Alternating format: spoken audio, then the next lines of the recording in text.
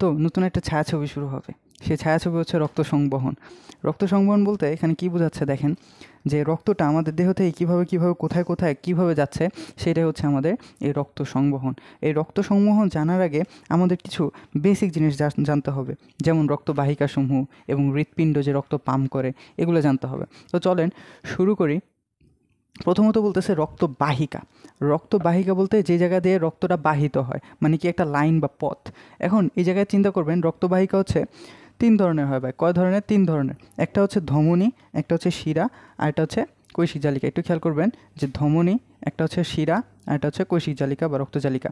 এখন এই ধমনী বলতে কী বোঝায় বা দেখেন, এই যে এটাকে বলা হচ্ছে ধমনী, এটা হচ্ছে ধমনী। এখন ধমনী এবং শিরা, ধমনী হচ্ছে আমাদের দেহে হৃৎপিণ্ড থেকে বের হয় এবং কৈশিক জালিকায় যে শেষ হয়। ধমনী কোথায় যায়? হৃৎপিণ্ড থেকে বের হয় এবং কৈশিক জালিকায় শেষ হয়। এবং ধমনী হচ্ছে নর্মালি কী করে? অক্সিজেন সমৃদ্ধ রক্ত পরিবহন করে। ভাই কী করে? অক্সিজেন সমৃদ্ধ রক্ত পরিবহন করে এই ধমনী, অক্সিজেন সমৃদ্ধ রক্ত পরিবহন করবে। এবং শিরা হচ্ছে কী করবে? কার্বন ডাইঅক্সাইড সমৃদ্ধ রক্ত পরিবহন করবে, কার্বন ডাইঅক্সাইড সমৃদ্ধ রক্ত পরিবহন করবে। কিন্তু একটু ব্যতিক্রম আছে। ব্যতিক্রমটা হচ্ছে যে পালমোনারি ধমনী এবং পালমোনারি শিরা। দেখো, যদি পালমোনারি ধমনী বলি, পালমোনারি ধমনী কী করবে? কার্বন ডাইঅক্সাইড সমৃদ্ধ রক্ত পরিবহন করবে। আর পালমোনারি শিরা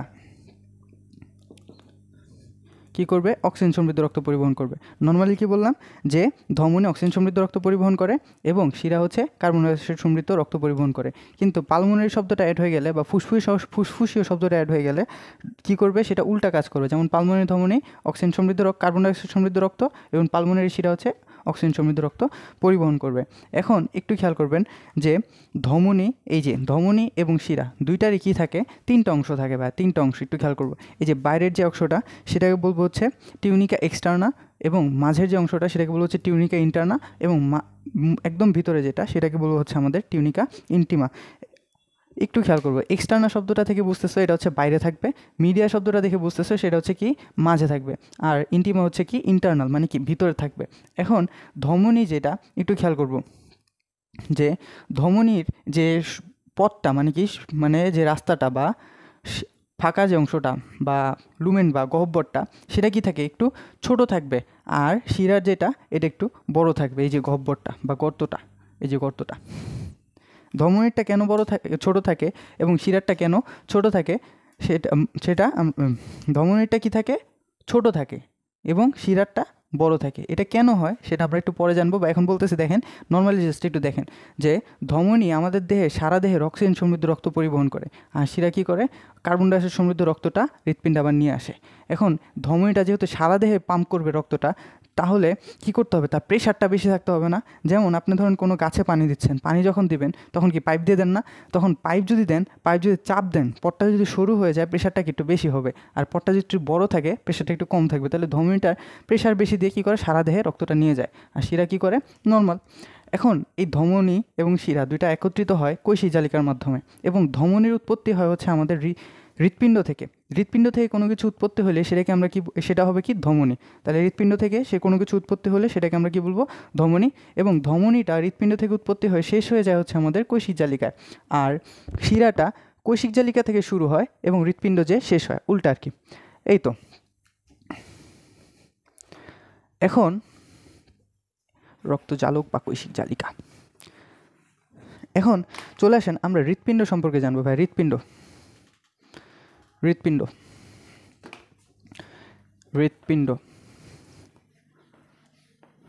একটু খেয়াল করবেন,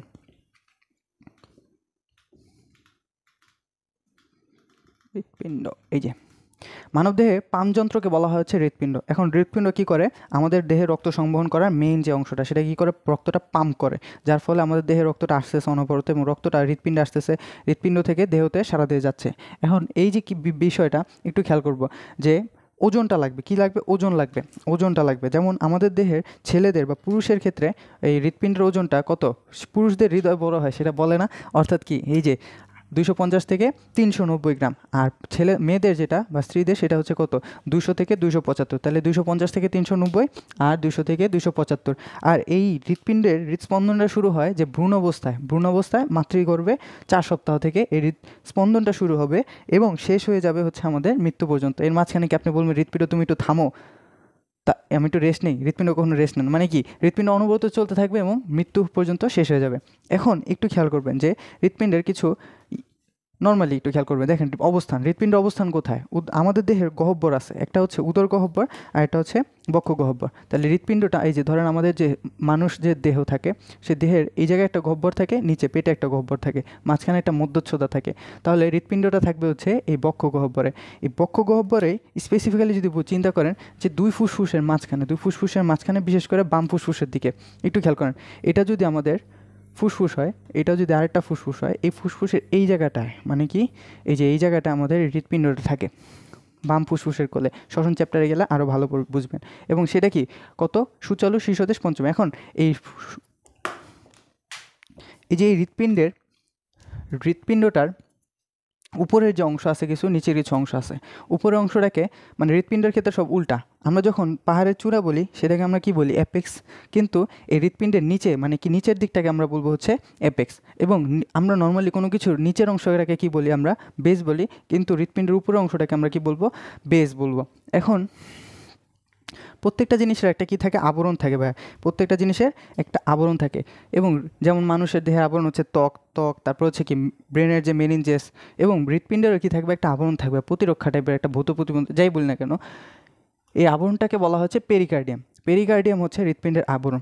এই পেরিকার্ডিয়ামটা দুই ভাগে ভাগ করা যায়, দুই ভাগে ভাগ করা যায়, অর্থাৎ ভিতরের দিকে একটা, বাইরের দিকে একটা। ভিতরেরটা যেটাকে বলা হয় সেরাস পেরিকার্ডিয়াম। ভাই কি বলি সেরাস পেরিকার্ডিয়াম, এই যে হৃৎপিণ্ডের ভিতরের যে আবরণটা সেটাকে বলা হয় সেরাস পেরিকার্ডিয়াম।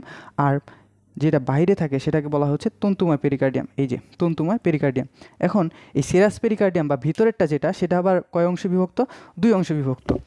তো এই সেরাস পেরিকার্ডিয়াম যেটা, সেটা আবার 2 ভাগে বিভক্ত, একটা হচ্ছে বাহিরের অংশ আর এটা হচ্ছে ভিতরের অংশ। বাহিরের অংশটাকে বলা হয় প্যারাইটাল, বাহির মানে কি প্যারাইটাল অংশ, আর ভিতর মানে কি সেটাকে বলা হচ্ছে ভিসেরাল, এটা তো আমরা জানি। তাহলে বাহিরের যে অংশ থাকবে সেটা হচ্ছে প্যারাইটাল, আর ভিতরে যেটা অংশ থাকবে সেটাকে বলতেছি আমরা ভিসেরাল। এই প্যারাইটাল এবং ভিসেরাল স্তরের মাঝখানে কি থাকবে, একটা তরল অংশ থাকবে বা ফ্লুইড থাকবে, যেটাকে বলা হয়েছে পেরিকার্ডিয়াল ফ্লুইড। এই ফ্লুইডটা কী করবে, বিভিন্ন ধরনের ঘর্ষণ এবং অন্যান্য অংশ থেকে মানে হৃৎপিণ্ডের যে ক্ষতিকর মানে ঘর্ষণজনিত বিভিন্ন জটিলতাকে দূর করে ফেলবে। এখন খেয়াল করেন পরবর্তী যে পেজে এই যোজক টিস্যু দিয়ে নির্মিত আমাদের এই হৃদয়টা বা হৃৎপিণ্ডটা। এখন যোজক টিস্যু বলতে কি, একটা হচ্ছে দেখো পেশিগুলা দেখেন, এই যে বাহিরের মানে আবরণ বা পেরিকার্ডিয়াল বা হৃৎপিণ্ডের আবরণ বা প্রাচীর, হৃৎপিণ্ডের আবরণ বা প্রাচীর 3 অংশকে ভাগ করতে পারে, 3 অংশ। এই 3 অংশের ভিতরে প্রথমটাকে বলা হয় হচ্ছে আমাদের এপিকার্ডিয়াম বা, আর মাঝেরটাকে বলা হচ্ছে মায়োকার্ডিয়াম, আর ভিতরটাকে বলা হচ্ছে এন্ডোকার্ডিয়াম। এন্ডো মানে ভিতরে, এপি মানে বাইরে, মাঝখানেকে মায়ো মানে কি মাঝে। এখন এপিকার্ডিয়াম এবং এন্ডোকার্ডিয়াম, এই যে এপি এবং এন্ডো দুইটা হচ্ছে যোজক টিস্যু নির্মিত, আর মায়ো যেটা সেটা হচ্ছে কার্ডিয়াক পেশি হৃৎপাতের মধ্যবর্তী স্তর, এবং এটা হচ্ছে সর্বাপেক্ষা পুরো। এই মায়ো যেটা সেটা সবচেয়ে বেশি পুরো, এবং এটা কি করে মাঝখানেটা কি করে সংকোচন ও প্রসারণে সহযোগিতা করে। এপিকার্ডিয়ামে কি থাকে, চর্বি লেগে থাকতে পারে, আর এন্ডোকার্ডিয়ামে হচ্ছে আমাদের এই বিভিন্ন ধরনের হৃৎকপাটিকা এবং প্রকোষ্ঠ, অন্তস্থ অঞ্চল যোজক টিস্যু নির্মিত, এবং হৃৎকপাটিকাগুলোকে ঢেকে রাখে রক্তবাহিকা হৃৎপিণ্ডের অবিচ্ছিন্ন সংযোগ ঘটায়। আর এই যে কার্ডিয়াক পেশি সেটা চলন অঙ্গচালনা চ্যাপ্টারে পড়বেন, তখন এটা ভালোভাবে বুঝে যাবেন। অ্যান্ড হৃৎপিণ্ডের প্রকোষ্ঠসমূহ এখন একটু খেয়াল করবেন, চলে আসেন সব সুন্দরভাবে দেখা দেব। হৃৎপিণ্ডের প্রকোষ্ঠসমূহ, হৃৎপিণ্ডের 4 প্রকোষ্ঠ মানে গহ্বর বা স্থান, একটু খেয়াল করব। এখন দেখেন হৃৎপিণ্ডের যে এই যে দেখেন হৃৎপিণ্ডটাকে যদি আঁকি, হৃৎপিণ্ডের এই যে এরকম থাকে হৃৎপিণ্ড, নর্মালি হৃৎপিণ্ড চিন্তা করবেন, আমরা বইয়ের ভিতরে কি থাকে 3D থাকে, আমরা রাখবো 2Dতে। এখন একটু খেয়াল করবেন হৃৎপিণ্ডের 4টা প্রকোষ্ঠ, এই একটা প্রকোষ্ঠ, এই একটা প্রকোষ্ঠ, আর এই একটা প্রকোষ্ঠ, আর এই যে একটা প্রকোষ্ঠ। ঠিক আছে। এখন এই 4টা প্রকোষ্ঠ থাকে মানে কি অংশ। এখন 4টা প্রকোষ্ঠর উপরের যে অংশগুলো থাকে সেগুলোকে বলা হয়, এই যে উপরের যে অংশগুলো সেগুলোকে বলা হয়েছে অ্যাট্রিয়াম, বা ছোটোবেলায় বাংলা যেটাকে বললাম অলিন্দ। আর নিচের যেগুলো অংশ থাকে এটাকে বলা হয়েছে ভেন্ট্রিকল। একদম সিম্পল। এখন এই হৃৎপিণ্ডটাকে অলওয়েজ নিজের দিকে চিন্তা করবেন। এই যে নিজের হার্ট, এই যে এই জায়গায় নিজের দিকে বইয়ের যে হৃৎপিণ্ড আছে বইটাকে এই যে এইভাবে নেবেন। ধরেন এই যে বইটাকে যে এইভাবে ধরবেন নিজের দিকে। তো নিজের দিকে চিন্তা করবেন, তাহলে আপনি নিজের দিকে যখন ধরবেন তখন বুঝতে পারবেন যে উপরের যেগুলোকে বলা হয় সেটা হচ্ছে অ্যাট্রিয়াম। তাহলে এটা হচ্ছে রাইট অ্যাট্রিয়াম, মানে কি অ্যাট্রিয়াম বা অলিন্দ। উপরে থাকে কি অলিন্দ, উপরে অলিন্দ। আর নিচেরগুলোকে বলা হয় হচ্ছে নিলয়, ভাই নিচেরগুলোকে বলবো হচ্ছে নিলয়। এবং অলিন্দ এর বাংলা ইংলিশ যেটা সেটাকে বলা হচ্ছে অ্যাট্রিয়াম, আর এটাকে বলা হচ্ছে ভেন্ট্রিকল। এখন একটু খেয়াল করব যে নিলয়ের ইংলিশ হচ্ছে ভেন্ট্রিকল, তাহলে ডান পাশেরটাকে বলা হয় রাইট অ্যাট্রিয়াম, বাম পাশেরটাকে বলবো হচ্ছে লেফট অ্যাট্রিয়াম। আর ডান পাশটাকে হচ্ছে রাইট ভেন্ট্রিকল, আর এটাকে বলবো হচ্ছে লেফট ভেন্ট্রিকল। একটু খেয়াল করলে দেখবেন যে এই রাইট অ্যাট্রিয়াম এবং লেফট ভেন্ট্রিকলের মাঝখানে ব্যবধায়ক পর্দা আছে, সেটাকে বলছে আন্তঃ অ্যাট্রিয়াল পর্দা। এই দুইটা মাঝখানে পৃথক আছে। এবং ভেন্ট্রিকলের মাঝখানে কি থাকে পর্দা থাকে, সেটা হচ্ছে আন্তঃ ভেন্ট্রিকুলার পর্দা বলা হয় এটাকে। একটু খেয়াল করবেন পরবর্তীতে এই হৃৎপিণ্ডে রাইট অ্যাট্রিয়াম এবং রাইট ভেন্ট্রিকলের মাঝখানে কি থাকে, একটা কপাটিকা থাকে। কপাটিকা মানে দরজা, কপাটিকা হৃৎকপাটিকা মানে কি দরজা বা জানালা, যাই বল না কেন, এটা হচ্ছে পথ হিসেবে কাজ করে। আর এই জায়গায় কি থাকে, দুইটা কপাটিকা থাকে। কয়টা কপাটিকা? 2 দাঁতলা কপাটিকা। এই যে রাইট অ্যাট্রিয়াম এবং রাইট ভেন্ট্রিকলের মাঝখানে 3 দাঁতলা কপাটিকা, আর লেফট অ্যাট্রিয়াম এবং লেফট ভেন্ট্রিকলের মাঝখানে 2 দাঁতলা কপাটিকা। এখন রক্তটা কিভাবে আছে, এখন বোঝার সুবিধার্থে আমি কি বলছি, নীলগুলোকে আমরা কি বলবো, কার্বন ডাইঅক্সাইড সমৃদ্ধ, আর লালগুলোকে আমরা কি বলবো, অক্সিজেন সমৃদ্ধ। এখন একটু খেয়াল করেন যে হৃৎপিণ্ডের উপর থেকে রক্ত, কার্বন ডাইঅক্সাইড সমৃদ্ধ রক্ত, দেখেন হৃৎপিণ্ডের উপর থেকে কার্বন ডাইঅক্সাইড সমৃদ্ধ রক্ত আসবে। এই যে ধরেন আসলো, এবং নিচ থেকে কার্বন ডাইঅক্সাইড সমৃদ্ধ রাইট অ্যাট্রিয়ামে চলে আসছে। এখন উপরের থেকে আসছে সেটাকে বলবো সুপিরিয়র, মানে কি আমার যদি কোনো একটা জব করার টাইমে আমার যে উপরে থাকবে সুপিরিয়র অবস্থায় থাকবে তাকে বলবো কি সুপিরিয়র ভেনা কেভা। কি বলবো? Superior vena cava. Superior vena cava মানে হচ্ছে শিরা, যেটার বাংলা হইতে পারে কি শিরা, ঊর্ধ্ব মহাশিরা। এখন এই জায়গা থেকে ধরো নিচের দিকে, এই জায়গা থেকে নিম্ন মহাশিরা বা যেটাকে বলতে পারি যে ইনফিরিয়র ভেনা কেভা। তো সুপিরিয়র ভেনা কেভা থেকে কার্বন ডাইঅক্সাইড সমৃদ্ধ রক্ত এবং ইনফিরিয়র ভেনা কেভা থেকে কার্বন ডাইঅক্সাইড সমৃদ্ধ রক্ত দুইটা যাবে। দেহের উপরের অংশ থেকে সুপিরিয়র ভেনা কেভা রক্ত নিয়ে আসবে রাইট অ্যাট্রিয়ামে, নিচের অংশ থেকে ইনফিরিয়র ভেনা কেভা এই যে রাইট অ্যাট্রিয়ামে কার্বন ডাইঅক্সাইড সমৃদ্ধ রক্ত নিয়ে আসার পর সেই রাইট অ্যাট্রিয়াম থেকে যাওয়ার পথ হচ্ছে শুধু একটাই, সেটা হচ্ছে নিচে। এখন নিচে যাবে কিভাবে? যখন রক্তটা অধিক মাত্রায় এই জায়গায় চলে আসবে তখন রক্তটা নিচে যে যাবে, এই যে কপাটিকাগুলো আছে না, সেগুলো কি করবে, খুলে যাবে, খুলে যেয়ে কী করবে, রক্তগুলোকে এই পাশে পাস করবে, অর্থাৎ কি ওই রাইট ভেন্ট্রিকলে রক্তগুলোকে নিয়ে যাবে। এখন যখন যাবে তারপর কি হচ্ছে, রক্তগুলো একবার চলে আসছে নিচে চলে আসছে, তখন আবার কি করবে, কপাটিকাগুলো বন্ধ হয়ে যাবে। এই বন্ধ যে হয়ে যাবে তখন এই কপাটিকাগুলো কি করে, রক্তকে একমুখী করে, অর্থাৎ এটা একমুখী করে, এক জায়গা থেকে আসবে কিন্তু ব্যাক করতে পারবে না। এটাই হচ্ছে রক্তের একমুখীকরণ, মানে কি কপাটিকার কাজ। তো রক্ত যখন রাইট ভেন্ট্রিকলে আসার পর সেই রক্তটা রাইট ভেন্ট্রিকল থেকে কার্বন ডাইঅক্সাইড সমৃদ্ধ রক্ত ছিল, সেখান থেকে রক্তটা এই যেভাবে যাবে, এখান থেকে যাবে কোথায় একটু খেয়াল করব, যে পৌঁছাবে হচ্ছে ফুসফুসে। এখন আমি কি বলছি, ফুসফুস যখন চলে আসবে তখন সেটাকে বলবো কি ফুসফুসীয়। এবং হৃৎপিণ্ড থেকে বের হওয়ার টাইমে যে নলটা যায় সেটাকে কি বলি, ধমনী। তাহলে ধমনী হবে এবং সেটা কি হবে, ফুসফুসীয় ধমনী। এই ফুসফুসীয় ধমনী এই যে গেল,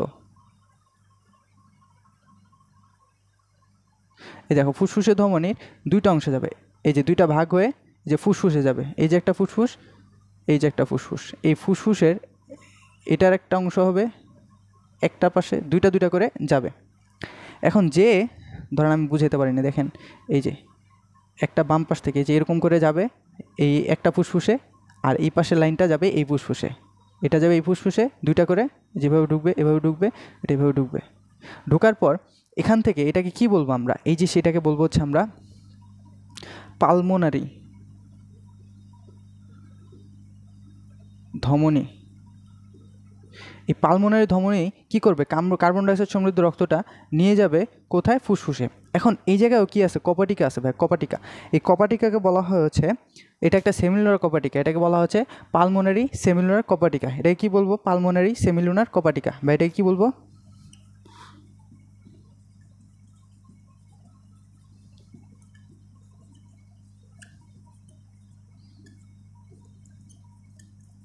কপাটিকা। এখন একটু খেয়াল করেন, পালমোনারি সেমিলুনার কপাটিকা, এই কপাটিকা কী করে, রাইট ভেন্ট্রিকল থেকে রক্ত একমুখী করে কোথায়, ফুসফুসে নিয়ে যায়, কিন্তু ফুসফুস থেকে রক্তটা আর ব্যাক করতে দেয় না, খুলে যাবে যখন রক্তটা যাবে, তারপর কি যাওয়ার সাথে সাথে এটা বন্ধ হয়ে যাবে। এখন রক্তটা যখন ফুসফুসে গেল, ফুসফুসের কাজই হচ্ছে ভাই কী করবো, কার্বন ডাইঅক্সাইড এবং অক্সিজেনের রূপান্তর করা। তো কার্বন ডাইঅক্সাইড এবং অক্সিজেন রূপান্তর করে এখান থেকে এই যে এদিক দিয়ে, তাহলে এই যে এদিক দিয়ে কী করবে, দুইটা দুইটা, অর্থাৎ কি এটাকে বলবো আমরা কি, পালমোনারি নারী শিরা। এই যে ফুসফুস থেকে পালমোনারি শিরা বের হবে, বের হয়ে এই জায়গায় অ্যাড হবে। তাহলে একটু খেয়াল করবো, তাহলে একটা ফুসফুস থেকে দুইটা আসবে, তাহলে দুইটা থেকে চারটা এরকম। আর যাই হোক, এখন দেখেন পালমোনারি শিরা কী হবে, এগুলো অক্সিজেন সমৃদ্ধ। ফুসফুসে যে এটা চেঞ্জ হয়ে গেছে, ফুসফুসে কীভাবে চেঞ্জ হয়, শ্বসন ও শ্বাসক্রিয়া চ্যাপ্টারটা আমি পড়াইছি, ওটা দেখে নেবেন। তাহলে এই যে অক্সিজেন সমৃদ্ধ রক্ত ফুসফুস থেকে চলে আসবে হচ্ছে লেফট অ্যাট্রিয়ামে। লেফট অ্যাট্রিয়ামে যখন এটা চলে আসলো, চলে আসার পর রাস্তা কোথায়, রাস্তা শুধু এই যে নিচুমুখী, মানে কি এই যে নিচে যাওয়ার, উপরে আর কোনো রাস্তা নাই। তো যখন এদিক দিয়ে আসবে, আসার পরে একটু খেয়াল করবেন যে দুই দাঁতওয়ালা কপাটিকাগুলো খুলে যাবে, খুলে যেয়ে লেফট ভেন্ট্রিকলে এই রক্তটা আসার জন্য সহযোগিতা করবে। তাহলে লেফট ভেন্ট্রিকলে যখন আসবে, তাহলে রক্তটাকে একমুখী করবে। এই যে দুই দাঁতওয়ালা কপাটিকা, যেটাকে বলা হয় ডাইকাসপিড কপাটিকা, এই ডাইকাসপিড কপাটিকা বন্ধ হয়ে যাবে যখন লেফট ভেন্ট্রিকলে রক্তটা চলে আসবে। এখন লেফট ভেন্ট্রিকলে রক্ত চলে আসার পর এই যে একটা মহাধমনী আছে, মহাধমনী, এই মহাধমনী দিয়ে সারা দেহে রক্ত চলে যাবে, সারা দেহে অক্সিজেন সমৃদ্ধ রক্ত চলে যাবে, সারা দেহে অক্সিজেন সমৃদ্ধ রক্তটা চলে যাবে। এখন একটু খেয়াল করেন যে এই যে এই জায়গায়ও কী আছে, কপাটিকা আছে, এই যে এই জায়গায় কপাটিকা আছে, এই কপাটিকা, এটাকে বলা হয় এই যে শিরা, এটাকে বলা হচ্ছে আমাদের অ্যাওয়ার্টা বা মহাধমনী, যেটা দিয়ে সারা দেহে কী হয়, রক্তটা চলে যায়। এখন এই মহাধমনী দিয়ে যখন অক্সিজেন সমৃদ্ধ রক্তটা চলে যাবে, তখন এই যে একমুখী করবে, এই কপাটিকা কী করবে, একমুখী করবে, রক্তটা আর ব্যাক করতে দেবে না। তো এই যে কপাটিকা, এটা একটা কী বলবো, সেমিলুনার কপাটিকা। কী বলবো, সেমিলুনার কপাটিকা। এই সেমিলুনার কপাটিকা কি, এটাকে মেইনলি বলা হচ্ছে অ্যাওয়ার্টিক সেমিলুনার কপাটিকা। অ্যাওয়ার্টা দিয়ে যেহেতু আছে এই কপাটিকাটা, তাহলে হচ্ছে অ্যাওয়ার্টিক সেমিলুনার কপাটিকা।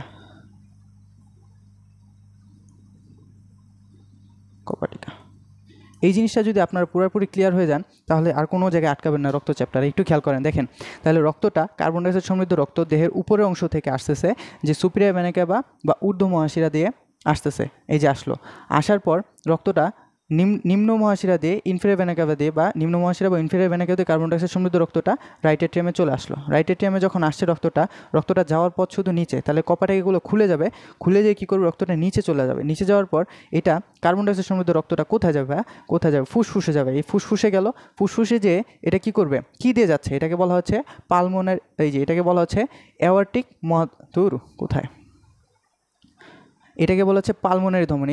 এই যে পালমোনারি ধমনী, এই পালমোনারি ধমনী দিয়ে রক্তটা ফুসফুসে যাচ্ছে, ফুসফুস সম্পৃক্ত থাকলে সেটাকে বলো পালমোনারি। তাহলে আমরা কি জানি, পালমোনারি ধমনী নর্মালি অক্সিজেন সমৃদ্ধ রক্ত পরিবহন করে, কিন্তু এটা কি করবে, কার্বন ডাইঅক্সাইড সমৃদ্ধ রক্তটা পরিবহন করবে। এখন পালমোনারি ধমনী কার্বন ডাইঅক্সাইড সমৃদ্ধ রক্ত করবে। এখন অক্সিজেন ফুসফুসে যখন গেছে, তখন সেটা চেঞ্জ হয়ে অক্সিজেন হয়ে চলে আসছে লেফট অ্যাট্রিয়ামে।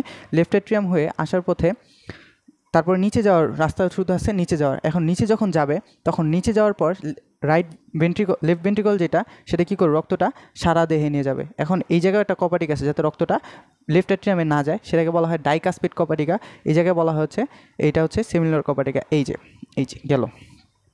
এখন প্রথমত একটু খেয়াল করেন, আবার বুঝি যে পালমোনারি। নর্মালি শিরা কী করে? কার্বন ডাইঅক্সাইড সমৃদ্ধ রক্ত পরিবহন করে, কিন্তু এই পালমোনারি শিরা কী করবে? অক্সিজেন সমৃদ্ধ রক্তটা পরিবহন করবে। এভাবে হচ্ছে রক্তটা সংবহিত, মানে নর্মালি হচ্ছে বেসিক যেটা। এখন চলে আসেন যে কপাটিকার যে ব্যাপারটা।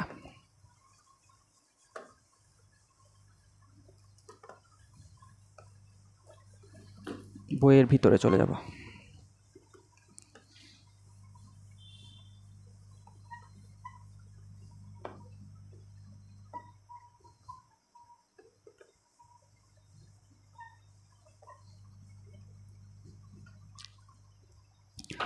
চলে আসেন ব্যাক। এই যে দেখেন, এই যে এটা দেখেন, এই যে এদিক দিয়ে রক্ত যাবে, রক্ত যায় এই যে এই জায়গায় কপাটিকা, 3 দাঁতলা কপাটিকা, এই যে 1টা 2টা 3টা 3 দাঁতলা কপাটিকা। এই কপাটিকাগুলো একটার অংশ এক পাশ থাকে হচ্ছে এই গহ্বরের সাথে যুক্ত, এই যে গহ্বরের সাথে যুক্ত, পরের যে পাশটা থাকে যে ভেন্ট্রিকলে কর্ডিটেন্ডনি নামক একটা ফিতার সাহায্যে যুক্ত থাকে। 3 দাঁতলা কপাটিকা এই যে কর্ডিটেন্ডনি নামক সুফিতা দিয়ে যুক্ত আছে, এটাকে বলা হয় কর্ডিটেন্ডনি। এই পাশে যেটা মানে 2 দাঁতলা যেটা, সেটাকে বলা হয় বাইকাসপিড কপাটিকা। এটা হচ্ছে কি কর্ডিটেন্ডনির সাহায্যে এভাবে যুক্ত আছে। একটু খেয়াল করব পরে। এই যে তারগুলা দেখতেছেন না, এই যে তারগুলা এটাকে বলা হচ্ছে কর্ডিটেন্ডনি। এই তো ভেনা ক্যাভা অ্যাওর্টা। ওকে, গুড। বাইকাসপিড কপাটিকা বাম ভেন্ট্রিকল থেকে তুলনামূলক বেশি পড়ে থাকে। আর আরেকটা কথা একটু খেয়াল করবেন, আমি যখন হৃৎপিণ্ড আঁকছিলাম তখন এই যে এইটা একটু ছোটো আঁকছিলাম। এটা মানে কি, লেফট ভেন্ট্রিকল একটু ছোটো আঁকছিলাম, কারণ এই পাশে কি আছে, এই যে এইভাবে পুরো পেশি থাকবে। পুরো পেশি কি থাকবে? পুরো পেশি। এই পুরো পেশি থাকার কারণ হচ্ছে যেহেতু রক্তটা সারা দেহে যাবে না, এই জায়গা থেকে সারা দেহে পাম্প করবে। কোনো কিছু যখন জোরে সারা দেহে যাবে, সারা দেহে যাওয়ার জন্য কি শক্তি বেশি লাগবে না, পাম্পটা অনেক জোরে করতে হবে না, পাম্পটা অনেক জোরে করতে হবে। তো জোরে যখন করব তখন কি এই জায়গায় পেশিটা একটু মোটা হইতে হবে না, নাহলে কি ছিদ্র হয়ে যেত। স্যাত করে যখন পুশ করব, এই কারণে এই পেশিটা একটু মোটা থাকে। এখন কপাটিকা সমূহ যদি চিন্তা করেন, কপাটিকা এই যে বাইকাসপিড কপাটিকা যদি চিন্তা করেন, এই দেখেন আমি আপনাকে বুঝাই। যাই হোক, যখন হৃৎপিণ্ড আঁকছিলাম, হৃৎপিণ্ডের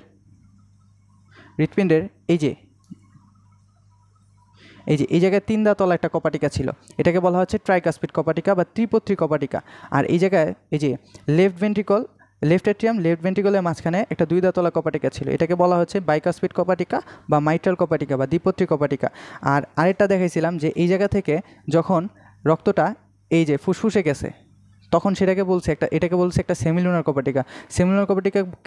এটাকে বলা হয়েছে ফুসফুসীয় বা পালমোনারি সেমিলুনার কপাটিকা। এই যে ফুসফুসীয় বা পালমোনারি সেমিলুনার কপাটিকা। আর এই পাশ থেকে যখন মহাধমনী হয়ে সারা দেহে রক্তটা গেছে, তখন সেটাকে আমরা কি বলছি? এই কপাটিকা ছিল এটাকে বলছি আমরা হচ্ছে অ্যাওয়ার্টিক সেমিলুনার কপাটিকা। এটা কি বলছি? অ্যাওয়ার্টিক সেমিলুনার কপাটিকা।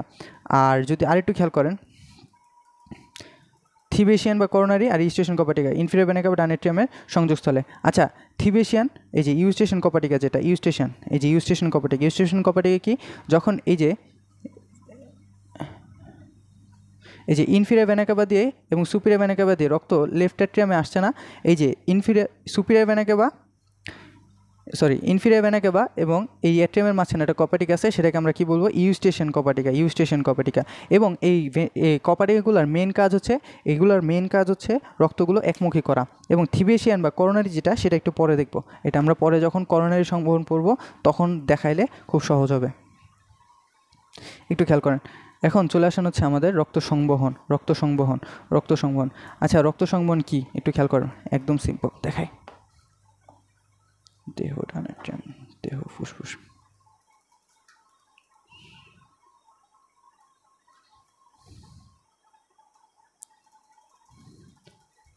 তো একটু খেয়াল করেন, দেখেন আমি আপনাদের দেখাই রক্ত সংবহনটা কি, একটু খেয়াল করবেন। দেখেন রক্তটা এই যে এভাবে গেছিল না, 1টা 2টা, এই যে 3টা, এই যে 4টা, এই জায়গায় 3 দাঁত, এই জায়গায় 2 দাঁত। তো রক্ত সংবহন আপনাদেরকে আমি বুঝাই দিই। রক্ত সংকোচন, হৃৎপিণ্ডের সংকোচন এবং প্রসারণ 2টা ব্যাপার আছে। একটা হচ্ছে সংকোচন আর একটা হচ্ছে প্রসারণ। সংকোচন যে ব্যাপারটা, সেটাকে বলা হচ্ছে, সন্ধ্যাস্বাদী মনে রাখবেন, সেটাকে বলবো হচ্ছে সিস্টল বা কী বলবো? সিস্টল। আর এই যে প্রসারণ যেটা, সেটাকে বলবো হচ্ছে ডায়াস্টল। এখন এই সিস্টল এবং ডায়াস্টল মিলে কি করে? হার্টবিট বা মানে হার্টবিট হয়। একটা সংকোচন ডায়াস্টল এবং সিস্টল মিলে কী হয়, হার্টবিট হয়। এখন যদি বলি যে উপরেরটা, ধরেন এই যে সুপিরিয়র, এই যে ভেনা ক্যাভাগুলো বা শিরা দিয়ে যখন রক্তটা আসছে এবং এই পাশ দিয়ে রক্তটা গেছে, আবার এখান থেকে রক্তটা ফুসফুসে গেছে, ফুসফুস থেকে রক্তটা এখানে আসছে, আসার পর সেখান থেকে রক্তটা এই জায়গায় আসছে, এই জায়গা থেকে সারা দেহে রক্তটা চলে গেছে। এই যে এইটা একটু জোড়ায় জোড়ায় হবে, কীরকমভাবে হবে, এর জোড়ায় জোড়ায় হবে, একটু খেয়াল করব। হৃৎপিণ্ডের সংকোচন এবং প্রসারণ একটু খেয়াল করব, হৃৎপিণ্ডের সংকোচন, রক্তপ্রবাহ, হৃৎপিণ্ডের রক্তপ্রবাহ একটু খেয়াল করব। এই যে এখান থেকে রক্তটা যখন এই জায়গায় আসছে, এই যে এই যে এই যে 3 দাঁত 2 দাঁত।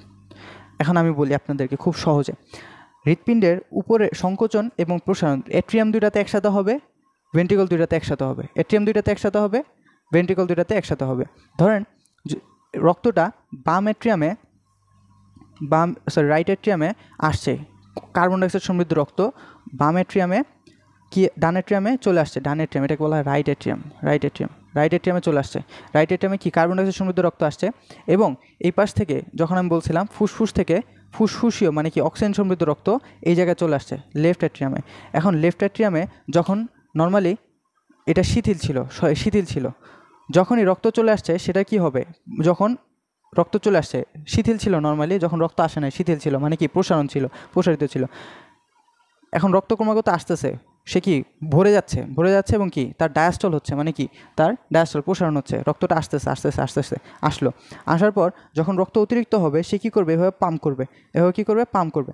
যখনই এটা পাম্প করলো, রক্তটা এই কপাটিকা এটা খুলছে এবং এই পাশে দুইটা খুলে যে কি হচ্ছে, এই পাশ থেকে কার্বন ডাইঅক্সাইড সমৃদ্ধ রক্ত আসছে, এই পাশ থেকে অক্সিজেন সমৃদ্ধ রক্ত চলে আসছে। তাহলে কি হচ্ছে, অক্সিজেন সমৃদ্ধ রক্ত এদিক দিয়ে আসছে, অক্সিজেন সমৃদ্ধ রক্ত এদিকে আসছে, কার্বন ডাইঅক্সাইড সমৃদ্ধ রক্ত এদিকে আসছে।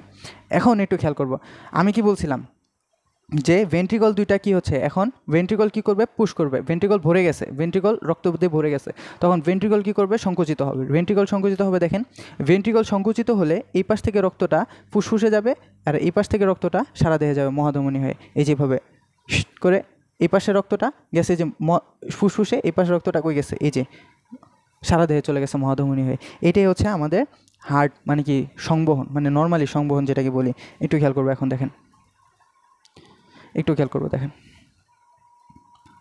হৃৎপিণ্ডের রক্ত সংবহন নর্মালি আমাদের দেহে 70 থেকে 80 বার, মিনিটে কী হয়, 70 থেকে 80 বার হৃৎস্পন্দন হয়। এখন হৃৎস্পন্দনটা শুরু হয় হচ্ছে এই আমাদের এসএএন থেকে। কী থেকে ভাইয়া, এসএএন কী ভাইয়া, একটু খেয়াল করবো। দেখেন হৃৎস্পন্দন শুরু হবে এই যে হৃদয়ের ব্যাপারটা, এই যে এই জায়গা থেকে একটা কি থাকে, একটা অংশ থাকে যেখান থেকে হৃৎস্পন্দনটা শুরু হয়, এই যে এটাকে সাইনোঅ্যাট্রিয়াল নোড বলা হয়, এসএএন। এটাকে বলবো কি, এসএএন, এই যে এসএএন। এখন এসএএন থেকে কি হয়, এই হৃৎস্পন্দনটা শুরু হয় এবং নিয়ন্ত্রিত হয়।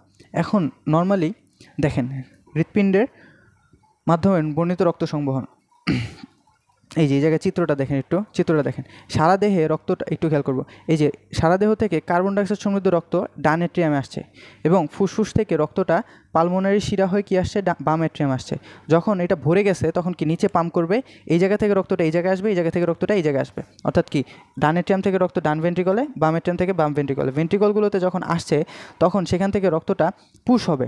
এখানে তো নিচে দেখাইছে বোঝার জন্য, আমি নর্মালি বুঝাই কি হচ্ছে, পুশ হওয়ার পর নিচে দেখাইছে এই জায়গায়। দেখেন ডান ভেন্ট্রিকল থেকে কোথায় যায়, নর্মালি ফুসফুসে যায়। আমি দেখেছিলাম এই যে যেভাবে যায়, আর এখানে এভাবে দেখাইছে ফুসফুসে যায়। আর বাম ভেন্ট্রিকল থেকে রক্ত কি হয়, সারা দেহে যায়, এই যে সারা দেহে গেল, আর এই যে সারা দেহে গেছে। আবার কি হয়, কার্বন ডাইঅক্সাইড দেহ থেকে কার্বন ডাইঅক্সাইড সমৃদ্ধ রক্ত আবার ভেনাকেবা দিয়ে আবার চলে আসে ডানের টেমে, এভাবে চলতে থাকে। এটাকে বলা হয় রক্ত সংবহন, যাই বলি না কেন। এই যে এখন একটা কোশ্চেন চলে আসে, সেটা হচ্ছে বলে দ্বিবর্তনী সংবহন কাকে বলে, দ্বিবর্তনী সংবহন। এই যে দ্বিবর্তনী সংবহন, মানুষের যে হৃদচক্র সেটাকে বলা হচ্ছে দ্বিবর্তনী সংবহন। দ্বি মানে শব্দটা কি, দুই, বর্তনী মানে কি দুইবার ঘুরে, তাহলে দুইবার ঘুরে কীভাবে ভাই, একটু খেয়াল করবো। একটু আগে দেখাইছি আপনাদেরকে, এই যে দেখেন, এই যে রক্তটা একবার দেহ থেকে হৃৎপিণ্ডে আসতেছে, হৃৎপিণ্ড থেকে বের হচ্ছে, ফুসফুসে যাচ্ছে। এখন রক্ত গেল একবার হৃৎপিণ্ডকে ক্রস করছে, আবার ফুসফুস থেকে রক্তটা আবার এই হৃৎপিণ্ডে আসতেছে। একবার দেহ থেকে হৃৎপিণ্ডে আসতেছে কার্বন ডাইঅক্সাইড সমৃদ্ধ রক্ত, সেটা কনভার্ট হওয়ার জন্য ফুসফুসে যাচ্ছে, অক্সিজেন সমৃদ্ধ রক্ত ফুসফুসে মানে এই যে এই জায়গায় চলে আসলো আবার। তো এইভাবে কী হচ্ছে, হৃৎপিণ্ডে দুইবার রক্ত আসে ভাই। কয়বার? দুইবার যে রক্ত আসে সেটাকে বলা হয় দ্বিবর্তনী সংবহন। হৃৎপিণ্ড দুইবার অতিক্রম করতে হয়। এবং প্রথমবার যেটাকে বলি যে প্রথমবার যে রক্তটা আসতেছে না আমাদের দেহে সেটাকে বলি হচ্ছে সিস্টেমিক সংবহন। মানে এই জায়গায় দেখায় আপনাদেরকে, এই যে দ্বিবর্তনী সংবহন। দ্বিবর্তনী সংবহন হলো রক্ত সমগ্র দেহে প্রতিবার দুবার অতিক্রম করে হৃৎপিণ্ড। দ্বিবর্তনী সংবহনে একটি হচ্ছে পালমোনারি সংবহন, যেটা হচ্ছে ফুসফুসে যায়, আর অন্যটি হচ্ছে সিস্টেমিক সংবহন, হৃৎপিণ্ড থেকে দেহের অবশিষ্ট অংশে যায়। দ্বিবর্তনী সংবহনের সুবিধা হলো অক্সিজেন গ্রহণের জন্য রক্তকে ফুসফুসে প্রেরণ করা যায়, সমগ্র দেহে রক্ত সংবহনের জন্য পুনরায় পাম্প করার আগে হৃৎপিণ্ডে ফেরত আসে। হৃৎপিণ্ড দুভাগে বিভক্ত থাকায় দ্বিবর্তনী সংবহন সম্ভব হয়েছে এবং ফুসফুসে প্রেরণ করা অর্ধাংশে অক্সিজেন সমৃদ্ধ রক্ত অবশিষ্ট অংশ চলে যায়। এই তো মানে একটা হচ্ছে পালমোনারি সংবহন আর একটা হচ্ছে সিস্টেমিক সংবহন। পালমোনারি সংবহনটা কতটুকুই দেখেন, দেহ থেকে কার্বন ডাইঅক্সাইড সমৃদ্ধ রক্ত এই জায়গায় আসছে, এই জায়গা থেকে এই যে ফুসফুসে চলে গেছে, এতটুকু হচ্ছে এই জায়গা থেকে আবার এই যে জায়গায় চলে আসছে, এতটুকু হচ্ছে আমাদের পালমোনারি সংবহন। আবার এই বাম ভেন্ট্রিকল থেকে রক্তটা সারা দেহে গেছে, সারা দেহে চলে আসছে, এই যে জায়গা পর্যন্ত আসছে, এটাকে বলা হচ্ছে সিস্টেমিক সংবহন, যেটা আমরা একটু পরে আবার জানবো। দেখেন এত টেনশনের কিছু নাই, হৃৎপিণ্ড কখনো অবসন্ন হয় না।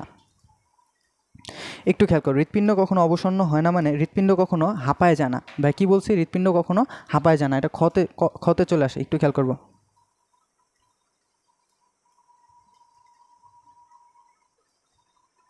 এটা ক্ষতে চলে আসে, একটু খেয়াল করো। হৃৎপিণ্ড কখনো কী হয় না, হাঁপায় যায় না। হৃৎপিণ্ড যদি হাঁপায় যেত, আমরা কি হৃৎপিণ্ড যদি অফ হয়ে যেত তখন কি, একটু খেয়াল করবেন, হৃৎপিণ্ড যখন অফ হয়ে যেত তখন কি আমরা কি আর বাঁচতাম না, মরে যেতাম। তো আমাদের এই হৃৎপিণ্ড সংবহন বা হৃৎস্পন্দন শুরু হয় 4 সপ্তাহ থেকে ভ্রূণ অবস্থা এবং শেষ হয় মৃত্যু পর্যন্ত। তো এই জন্ম থেকে মৃত্যু পর্যন্ত হৃৎপিণ্ড অনবরত চলতেছে। কেন চলতেছে? কারণ হৃৎপিণ্ড কখনো হাঁপায় যেতেছে না, সে অনবরত চলতেছে। এখন আমি যদি আমার একটা যে কোনো পেশি যদি আমি নড়াই, যে কোনো পেশি নড়াচড়া করি, তাহলে সে কি হাঁপায় যায়। যেমন আমি যদি হাতটা বারবার এমন করতে থাকি, তো কি হবে, একটা টাইমে হাতটা ধরে যেয়ে কি হচ্ছে, হাঁপায় যাবে। এরকমভাবে একটা ব্যাপার আছে, একটা হচ্ছে নিঃসারকাল, একটা টার্ম আছে, সেটা হচ্ছে নিঃসারকাল।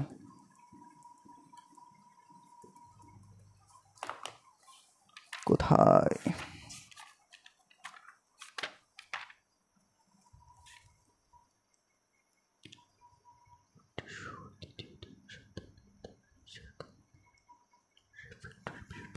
নিঃসারকাল বা রেফ্রেক্টরি পিরিয়ড,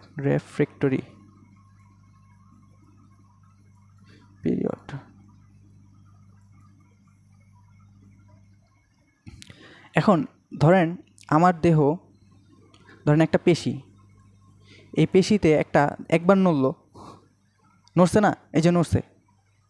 এখন নড়ার পর আমি কি করতেছি, পরে যে আবার নড়াবো, এই যেভাবে নড়াচ্ছি, এই যে একবার নড়াইছি, পরের বার যে আবার নড়াবো, একটা উদ্দীপনার পরে আমার ব্রেনটা এটার মধ্যে সিগন্যাল দিচ্ছে যে তুমি আবার নড়বা। এই যে নড়তেছি ক্রমাগত নড়তেছি। তো একটা সিগন্যালের পর আরেকটা সিগন্যাল হওয়ার জন্য, আরেকবার নড়ার জন্য যে মাঝখানে যে উদ্দীপনার মানে যে সময়টা, একটু খেয়াল করুন, একটি উদ্দীপনার প্রয়োগের পরবর্তী যে সময়কালের মধ্যে কোনো উদ্দীপনার কোনো কোষ বা টিস্যু দ্বিতীয় উদ্দীপনায় সাড়া দেয় না। ধরেন একবার নড়ছি, এই যে জায়গায় একটু থামছি, থেমে আবার নড়ছি, এটা আমার ব্রেনের যে একটু টাইম লাগছে না, যে উদ্দীপনাটা নেওয়ার জন্য, হাতে যাওয়ার জন্য, এই যে এখান থেকে এখানে। তো এই যে উদ্দীপনাটা একবার নড়ার পর এই যে একটু স্থির যে টাইমটা লাগতেছে, আরেকটা আবার নড়ার জন্য আমার ব্রেনটা এই হাতে সিগন্যাল দেওয়ার জন্য, এই যে মাঝখানে যে সময়টা, সেটাকে আমরা বলি হচ্ছে নিঃসারকাল বা রিফ্র্যাক্টরি পিরিয়ড। এখন এই যে থামার বা টাইমটা, ক্রমাগত যে হাত নাড়াচ্ছি, টাইমটা কারো বেশি হয় কোনো পেশির, আর এটা হচ্ছে কোনো কি কম হয়। রিফ্র্যাক্টরি পিরিয়ডটা, নিঃসারকালটা বেশি হইতে পারে অথবা কি হইতে পারে, কম। এখন রিফ্র্যাক্টরি পিরিয়ড যদি বেশি হয় এবং কম হয়, দুইটার ক্ষেত্রে একটু খেয়াল করব। যদি আমি এটা অনবরত একটা হাত নড়াইতে থাকি, মাঝখানে কি কোনো টাইম কম লাগতেছে না, বা নিঃসারকালটাকে একটু কম না, থামতেছি না, একটা উদ্দীপনা থেকে আরেকটা উদ্দীপনা যাওয়ার টাইমে যে মধ্যবর্তী সময়, সেটা কি টাইমটা বেশি, মানে থামতেছি না, এই যে দেখেন টাইমটা কম, এই দেখেন টাইমটা কম না। যত ফাস্ট আমি এটা করব বা নিঃসারকাল যত কম হবে তত বেশি হাঁপায় যাব, মানে কি আমার সঞ্চালনটা বেশি হচ্ছে, পেশির সঞ্চালনটা বেশি হচ্ছে। কিন্তু যদি এই নিঃশ্বাস কালটা একটু বেশি হয়, সর্বোচ্চ হয়, বেশি হলে ধরেন আমি একটা উদ্দীপনা নিলাম, পরে একটু রেস্ট নিলাম, আবার কিছুক্ষণ পরে এভাবে দিলাম, আবার কিছুক্ষণ পরে এভাবে দিলাম। তো এইভাবে যদি আস্তে আস্তে করে আমি কি কম হাঁপাবো বা হাঁপাবো না? ঠিক তেমনই যে হৃৎপিণ্ডের নিঃশ্বাস কাল সবচেয়ে বেশি। তো সে যখন একটা উদ্দীপনা নেয়, এই যে করলো, বিট করলো, পরে একটা টাইম নেয়, পরে আবার একটা বিট করলো, পরে একটা টাইম নেয়, একটা নির্দিষ্ট সময় নেয়, এই যে আবার একটা বিট করলো, আবার একটা টাইম নেয়, আবার একটা বিট করলো, আবার একটা টাইম নেয়। তো এই যে মাঝখানে যে সময়টা না, সে রেস্ট নিচ্ছে, তার রেস্টিং পিরিয়ড আছে, আবার কি হচ্ছে, সে রেস্ট নিচ্ছে। তো এই যে রেস্টিং যে পিরিয়ডটা, যার ফলে সে আর হাঁপায় যাচ্ছে না এবং হৃৎপিণ্ড স্পন্দনটা থেমে যাচ্ছে না। কিন্তু আমি যদি অনবরত ধরেন একটা হাত নাড়াচ্ছি, ধরেন যেরকম এই যে হাত নাড়াচ্ছি, তো এর রেস্টিং পিরিয়ড আছে? কোনো রেস্টিং পিরিয়ড নেই। তো যেহেতু আমি রেস্ট না নিলে অবশ্যই সেই জায়গাতে হাঁপায় যাব। তো এই ব্যাপারটা হচ্ছে নিঃশ্বাসকাল বা হৃৎপিণ্ড কখনো অবসন্ন হয় না। এখন সাধারণত পরস্পর সংকোচনের ফলে বিপাকীয় বর্জ্য জমা হয় এবং কারণে কোষ বা টিস্যু অবসন্ন হয়। হৃৎপিণ্ডের নিঃশ্বাসকাল দীর্ঘ হয় তা ওই সময়ের বর্জ্য পদার্থ থেকে মুক্ত থাকে এবং এছাড়া হৃৎপেশি সরাসরি ল্যাকটিক অ্যাসিড পুষ্টির জন্য ব্যবহার করে। আচ্ছা, এই হৃৎপিণ্ডের ভিতরে কী হয় ভাই? অবাত শ্বসন হয় না? অবাত শ্বসন হৃৎপিণ্ডের ভিতরে কী হয় তোমরা জানো যে অবাত শ্বসন হয়, অবাত শ্বসন। এবং সেখানে কী হয়, হৃৎপিণ্ডের একটা বর্জ্য উৎপন্ন হয় বা যে কোনো কিছুরই একটা কী হয়, অবাত শ্বসন। ধরো ফার্স্ট হচ্ছে কোনো কিছু একটা হইলে সেখানে কী হয়, বর্জ্য উৎপন্ন হয়। এই হৃৎপিণ্ডের বর্জ্যটা হচ্ছে ল্যাকটিক অ্যাসিড বা কি ল্যাকটিক অ্যাসিড। অবাত শ্বসন হলে সে যে কী হয়, ল্যাকটিক অ্যাসিড তৈরি হয়। এই ল্যাকটিক অ্যাসিডটা হৃৎপিণ্ড বর্জ্য যে তৈরি হচ্ছে, হৃৎপিণ্ডটা স্লো, এই বর্জ্য থাকার কারণে সে স্লো হচ্ছে না। কেন? সেই বর্জ্যটা সে নিজে ইউজ করতে পারতেছে। ল্যাকটিক অ্যাসিডটা পুষ্টি হিসেবে ইউজ করে। কীভাবে পুষ্টি হিসেবে? এনার্জি হিসেবে ইউজ করে। এই যে এনার্জি নিচ্ছে, ল্যাকটিক অ্যাসিডটা এনার্জি নিচ্ছে, যার ফলে রেস্ট করতেছে, আবার এনার্জি নেয়, তারপর আবার বিট করে, আবার এনার্জি নেয়। তাহলে এনার্জি নিচ্ছে, এই এনার্জিতে কনভার্ট করে ফেলতেছে। তাহলে আমি কি বললাম যে হৃৎপিণ্ডের রেস্টিং পিরিয়ডটা বেশি, যার ফলে সে কখনো অবসন্ন হয় না বা থেমে যায় না। আবার আরেকটা কথা বলছি যে সে যে ল্যাকটিক অ্যাসিড উৎপন্ন হয় বা বর্জ্যটা উৎপন্ন হচ্ছে, সে নিজের শক্তির কাজে ইউজ করতেছে, তাই সে কখনো থেমে যাচ্ছে না, তার কোনো থামার যে ব্যাপার স্যাপার সেগুলি নেই। এখন হার্টবিট বা হৃদচক্র চলে আসেন। হার্টবিট বা হৃদচক্র, এটা একটু মুছে দিই, নাহলে খুবই বাজে লাগে।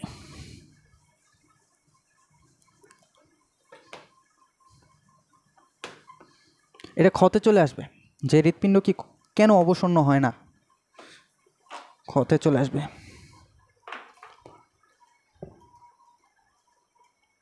অনুচক্রিকা, ইউসিনোফিল, বেসোফিল, নিউট্রোফিল। লাগবে না,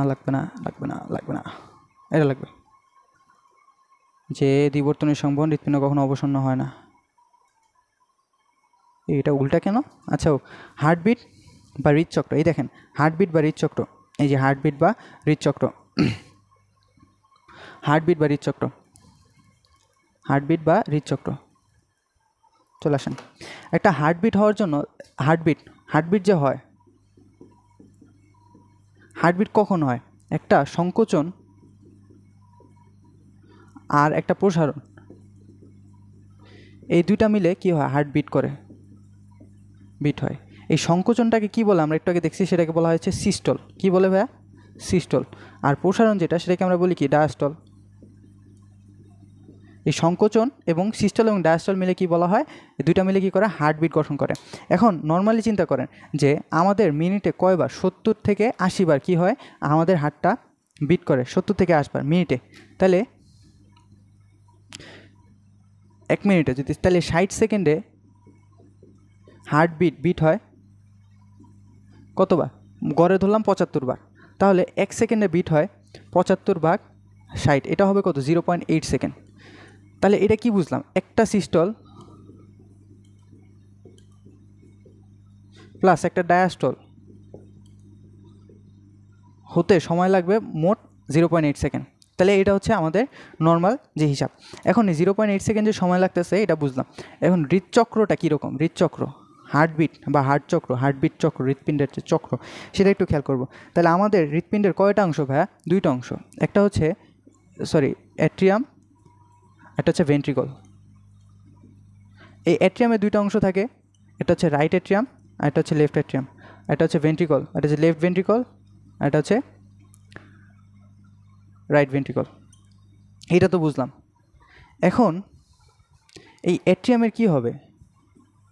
একটা বিষয় হবে হচ্ছে অ্যাট্রিয়ামের সংকোচন হবে, একটা আবার কি অ্যাট্রিয়ামের প্রসারণ হবে, আবার কি ভেন্ট্রিকলের কি হবে? প্রসারণ হবে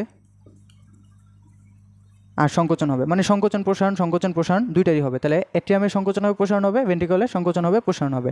এই অ্যাট্রিয়ামের সিস্টল হবে, অ্যাট্রিয়ামের ডায়াস্টল হবে, অ্যাট্রিয়ামের ভেন্ট্রিকলের সিস্টল হবে, ভেন্ট্রিকলের ডায়াস্টল হবে। এখন কোনটা কীভাবে হচ্ছে এটা দেখব। নর্মালি দেখেন, চলে আসেন আমাদের ওই পৃষ্ঠায়, আগের পৃষ্ঠায়। এই যে দেখেন, আমি আপনাদেরকে বুঝাতে দেখেন। তো প্রথমে হবে হচ্ছে অ্যাট্রিয়ামের ব্যাপার স্যাপার। কী হবে ভাই? অ্যাট্রিয়ামের ব্যাপার স্যাপার, অ্যাট্রিয়ামের ব্যাপার স্যাপার। তাহলে অ্যাট্রিয়ামের ব্যাপার স্যাপারে কী হবে দেখেন, অ্যাট্রিয়ামের প্রথমে হবে হচ্ছে অ্যাট্রিয়ামের ডায়াস্টল হবে, অ্যাট্রিয়ামের ডায়াস্টল।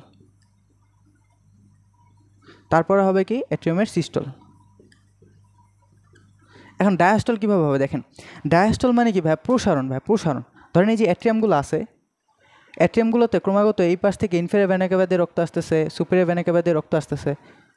তখন কি হবে? রক্ত যখন চলে আসবে তখন সে কী হবে? একটু প্রসারিত হবে, রক্ত ফুলে যাবে বা স্থির থাকবে, ফুলে গেল। এখন এই যে ডায়াস্টলটা হইলো, এটাকে বলা হচ্ছে প্রসারণটাকে বলা হচ্ছে ডায়াস্টল। এই যে অ্যাট্রিয়াম থেকে এই যে এখান থেকে রক্ত আসতেছে, এখান থেকে রক্ত আসতেছে, আবার এই যে শিরা থেকে, পালমনের এই শিরা থেকে রক্ত, অক্সিজেন সমৃদ্ধ রক্ত বা ফুসফুসীয় রক্তটা আসতেছে। তো রক্ত যখন আসছে ক্রমাগত কী হচ্ছে? সে প্রসারিত হচ্ছে। রক্তটা আসার পর সে কী হচ্ছে? প্রসারিত হচ্ছে। এই যে রক্ত আস্তে ফুলে গেছে। এখন একটা টাইমে সে আর রক্ত ধারণ করতে পারবে না, তো পরবর্তীতে তখন সে কী হবে? সে পাম্প করবে, এভাবে পাম্প করবে। তো এভাবে পাম্প করার যে ব্যাপারটা, সে এভাবে পাম্প করবে। তো পাম্প করার যে ব্যাপারটা সেটা কী হবে? সংকোচন বলবে সেটাকে। ধরেন ভরে গেছে একটা জিনিস, ভরে একটা ধারণ ক্ষমতা তো আছে, সে ধারণ ক্ষমতার যে ব্যাপারটা সেটা হচ্ছে, সে ধারণ ক্ষমতার যে ব্যাপারটা সেটা একটু খেয়াল করবেন, যে সে পাম্প করতেছে, সংকোচন করলো। তো এইটাকে বলবো কি? সিস্টল। যে যখন এটা ভরে গেছে তখন কি নিচে পাম্প করে দেবে, নিচে পাম্প করে দেবে, নিচে পাম্প করে দেবে। তো নিচে পাম্প করে দেওয়ার যে ব্যাপারটা, তো বুঝে নিলাম। তো এটাই ছিল স্যার সিস্টল। এখন এই যে সময়টা, টাইমিংটা লাগবে, টাইমিং সবসময় মনে রাখবা যে সিস্টলের যে ব্যাপারটা, সিস্টলে সবসময় বেশি কম টাইম লাগবে, কম সময়, মানে সংকুচিত হইতে তো কম সময় লাগবে, মানে ফাস্ট যাবে সংকুচিত হইতে। তাহলে আর ডায়াস্টলে কী হবে? বেশি সময় লাগবে। ডায়াস্টলে কি বেশি সময় লাগবে? ডায়াস্টলে বেশি সময় লাগবে। এই ডায়াস্টলে যে বেশি সময় লাগবে, সিস্টলে কম সময় লাগবে। এখন অ্যাট্রিয়ামের ডায়াস্টল যেটা, সেটা কি আমি কি মোটামুটি 0.5 হবে, 0.5 সেকেন্ড। আর অ্যাট্রিয়ামের সিস্টল যেটা, সেটা কি বলবো? 0.3 সেকেন্ডস। সরি, অ্যাট্রিয়ামের ডায়াস্টল যেটা, সেটাকে 0.7 সেকেন্ডস আর 0.1 সেকেন্ড সময় লাগবে সিস্টলে। এখন আরেকটা জিনিস খেয়াল করবো, দেখেন যে রক্ত যখন এই যেভাবে যাচ্ছে, ভরে গেছে, তখন সেটাকে বলবো কি? ডায়াস্টল। পুশ করলো, সেটাকে বলবো হচ্ছে সংকোচন বা সিস্টল। এখন সিস্টলে যে কত সময় লাগে? 0.1 সেকেন্ড, আর ডায়াস্টলে 0.7 সেকেন্ড। অ্যান্ড 0.1 সেকেন্ড বা সিস্টলের যে 0.1 সেকেন্ডকে যদি 2 দিয়ে ভাগ করেন, তাহলে 0.05 সেকেন্ড হবে একটা, আরটা হবে কি 0.05 সেকেন্ড।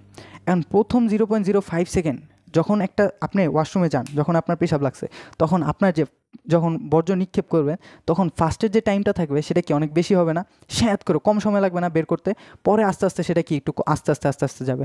এখন এই যে প্রথম 0.05 সেকেন্ড যখন রক্তটা সংকুচিত হওয়ার পর যাবে, তখন সেটাকে অনেক ফাস্ট যাবে, সেটাকে বলবো হচ্ছে ডাইনামিক। কী বলবো ভাই? ডাইনামিক।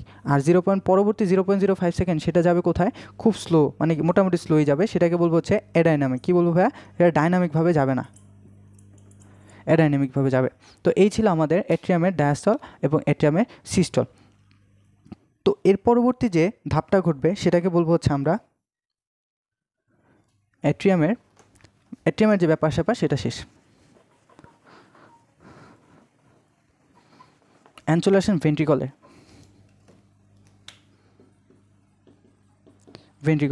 এখন ভেন্ট্রিকলে আগে কি ঘটবে ভাই? ভেন্ট্রিকলে আগে ঘটবে হচ্ছে সিস্টল। ভেন্ট্রিকলে আগে কি ঘটবে? সিস্টল। ভেন্ট্রিকলে আবার কি? ডায়াস্টল ঘটবে। এখন ভেন্ট্রিকলে যে সিস্টলটা, যখন রক্তটা ভেন্ট্রিকলে চলে আসছে, শ্যাত করে চলে আসছে, ভেন্ট্রিকলে যখন চলে আসছে সিস্টল, এই যে এই জায়গা থেকে রক্ত চলে আসছে তখন রক্তটা যখন ভরে যাবে তখন কী হবে, রক্তটা এইভাবে চলে যাবে, বের করে দিবে, এখান থেকে রক্তটা বের করে দিবে। এখান থেকে কার্বন ডাইঅক্সাইড সমৃদ্ধ রক্ত কোথায় যাবে, ফুসফুসে যাবে, এখান থেকে মহাধমনী হয়ে অক্সিজেন সমৃদ্ধ রক্তটা চলে যাবে। এখন চলে যে যাবে, এখানে যে কী ছিল, কপাটিকা ছিল, এখানেও কী ছিল, কপাটিকা ছিল, অ্যান্ড কপাটিকাগুলো খুলে যাবে। তাহলে যখন সিস্টল হবে, তখন সিস্টল হওয়ার টাইমে কপাটিকা যখন খুলবে তখন কী হবে, একটা শব্দ হবে, সেটাকে বলবো হচ্ছে লাভ সদৃশ শব্দ। এটাকে যে শব্দটা হয় সেটাকে আমরা বলি ফার্স্ট হার্ট সাউন্ড। লাভ সদৃশ শব্দ হবে ভেন্ট্রিকলে সিস্টলে। তো যখন ভেন্ট্রিকলে সিস্টলে কী হবে, এই লাভ সদৃশ শব্দ হবে, তখন কী হবে, রক্তটা পাম্প করবে। এখানে যখন অ্যাট্রিয়াম থেকে রক্ত চলে আসছে, তারপর কি রক্তটা পাম্প করবে, শ্বাস করে পাম্প করবে, তখন কি এখান থেকে ফুসফুসে চলে যাবে কার্বন ডাইঅক্সাইড সমৃদ্ধ রক্ত, এখান থেকে অক্সিজেন সমৃদ্ধ রক্তটা এই দিক দিয়ে মহাধমনী হয়ে সারা দেহে চলে যাবে। এটা হচ্ছে বলা হয় ফার্স্ট হার্ট সাউন্ড। এখন এই সিস্টলে সবসময় কী লাগে, কম সময় লাগে, এবং বলছি এবং ডায়াস্টলে একটু বেশি সময় লাগে। তো সিস্টলে যে সময়টা সেটা হবে কত জানো, সেটা হবে হচ্ছে 0.3 সেকেন্ড, আর এটা হবে 0.5 সেকেন্ড। ওকে, গুড। এখন পরবর্তী যে ধাপটা সেটা হচ্ছে ভেন্ট্রিকলের ডায়াস্টল। ভেন্ট্রিকলের যে ডায়াস্টল সেটাকে যদি বলি, ভেন্ট্রিকলের ডায়াস্টল, এই ভেন্ট্রিকলের ডায়াস্টলে কী হবে, এই যে রক্তটা চলে গেছে, রক্তটা চলে যাওয়ার পর ভেন্ট্রিকল কী হবে, একটু হালকা শিথিল হয়ে যাবে, মানে কি রিল্যাক্সড হয়ে গেল। পরবর্তীতে এই যে রিল্যাক্সড হলো, এই রিল্যাক্স হওয়ার পর কী হবে, 0.5 সেকেন্ড সময় লাগে। এই 0.5 সেকেন্ড পর কী হবে, আবার রক্তটা চলে আসবে, এই জায়গায় ভরে যাবে, আবার পাস করবে, আবার এটা শিথিল হবে, আবার এখানে পাস করবে, এটা ভরে যাবে, এটা পাস করবে, এখান থেকে রক্ত যাবে, আবার এটা শিথিল হবে, এখানে ভরে যায়, আবার এখানে পুশ করবে। তো এইভাবে কী হয়, ক্রমাগত জিনিসটা চলতে থাকে। এখন যদি এটাই ছিল আমাদের ব্যাপার। এখন এই যে ডায়াস্টল যখন হবে, ডায়াস্টল হওয়ার টাইমে এটা তো তখন যখন সিস্টল ছিল তখন কি এটা খুলে গেছিলো, খুলে যেয়ে রক্তটা চলে গেছে। আবার ডায়াস্টলের টাইমে কি যখন শিথিল হবে তখন এই হৃদকপাটিকাটা বন্ধ হয়ে যাবে। যখন এটা শিথিল হবে রক্তটা ব্যাক করতে চাবে, কিন্তু এই কপাটিকগুলো, সিমিলার কপাটিকগুলো কী হবে, বন্ধ হয়ে কপাটিকগুলোকে এই ভেন্ট্রিকলগুলোতে আসতে দিবে না। এখন যখন আসতে দিবে না তখন এখানে এই ভেন্ট্রিকল বন্ধ হয়ে যাওয়ার একটা শব্দ হবে, সেটাকে বলবো হচ্ছে সেকেন্ড হার্ট সাউন্ড। সেটা হচ্ছে শব্দ হচ্ছে ডাব সদৃশ শব্দ হবে, লাভ ডাব। এভাবে কি চলতে থাকে, ক্রমাগত হৃৎপিণ্ড চলতে থাকে, এই যে এভাবে গেছে, আবার কি এটা এভাবে চলতেছে হৃৎপিণ্ড। এখন এভাবে হৃৎপিণ্ডটা কি হচ্ছে, হার্টবিট বা হৃদচক্রটা সম্পন্ন হচ্ছে। এখন সময়ে যদি খেয়াল করেন, সময়টা ইম্পর্টেন্ট, কোনটার সময় কখন কত, এটা ইম্পর্টেন্ট, মানে এটা এমসিকিউতে চলে আসে। দেখেন আমি আপনাকে বলি যে সময়টা, একটা হচ্ছে অ্যাট্রিয়ামের, একটা হচ্ছে ভেন্ট্রিকলের। এখন দুইটার ক্ষেত্রে দেখেন, একটা হচ্ছে কি সিস্টল হবে, একটা কি ডায়াস্টল, একটা কি সিস্টল, একটা কি ডায়াস্টল।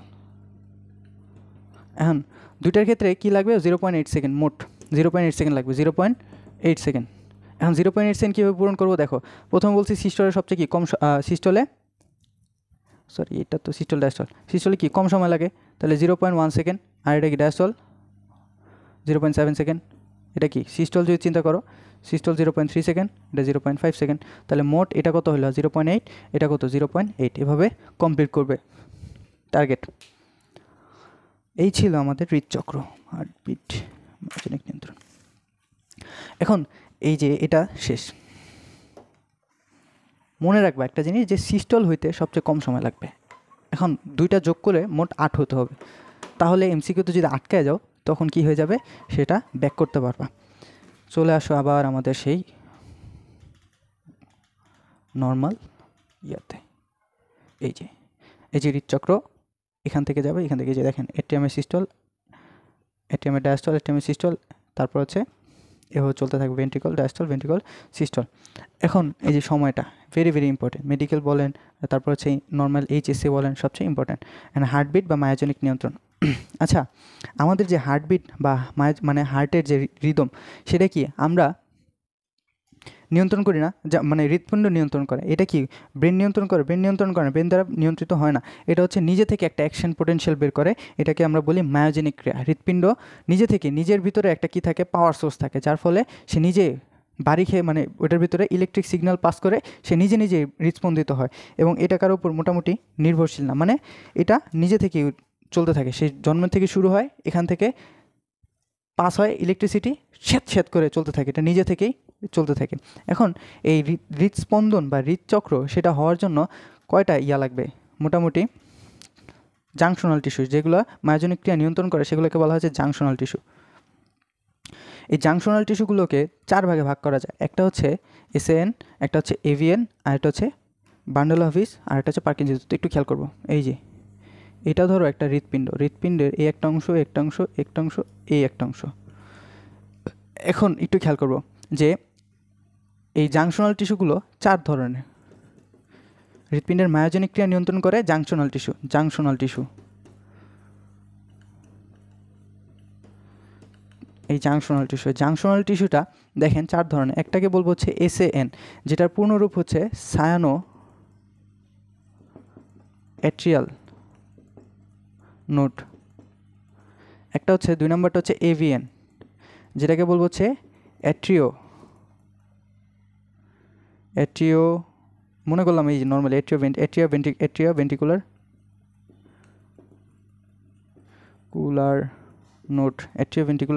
নোড। তারপর হচ্ছে 3 নম্বর হচ্ছে বান্ডল অফ হিস,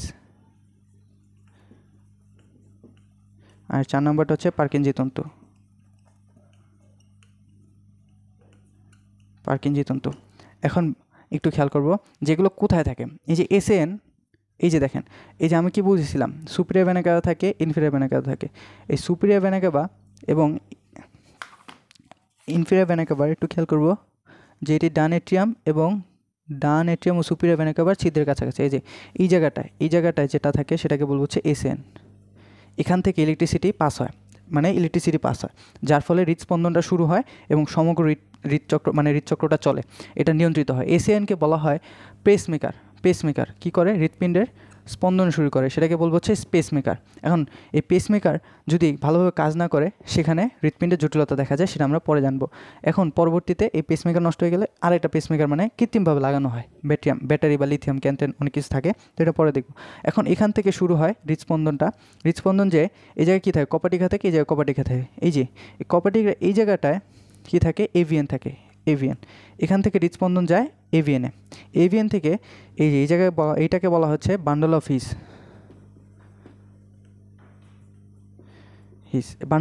এবং এই বান্ডল অফ হিসের শাখা বের হয়, এগুলোকে বলা হয় বান্ডল অফ হিসের বাম শাখা, ডান শাখা, এগুলোকে বলা হচ্ছে পার্কিনজি তন্তু।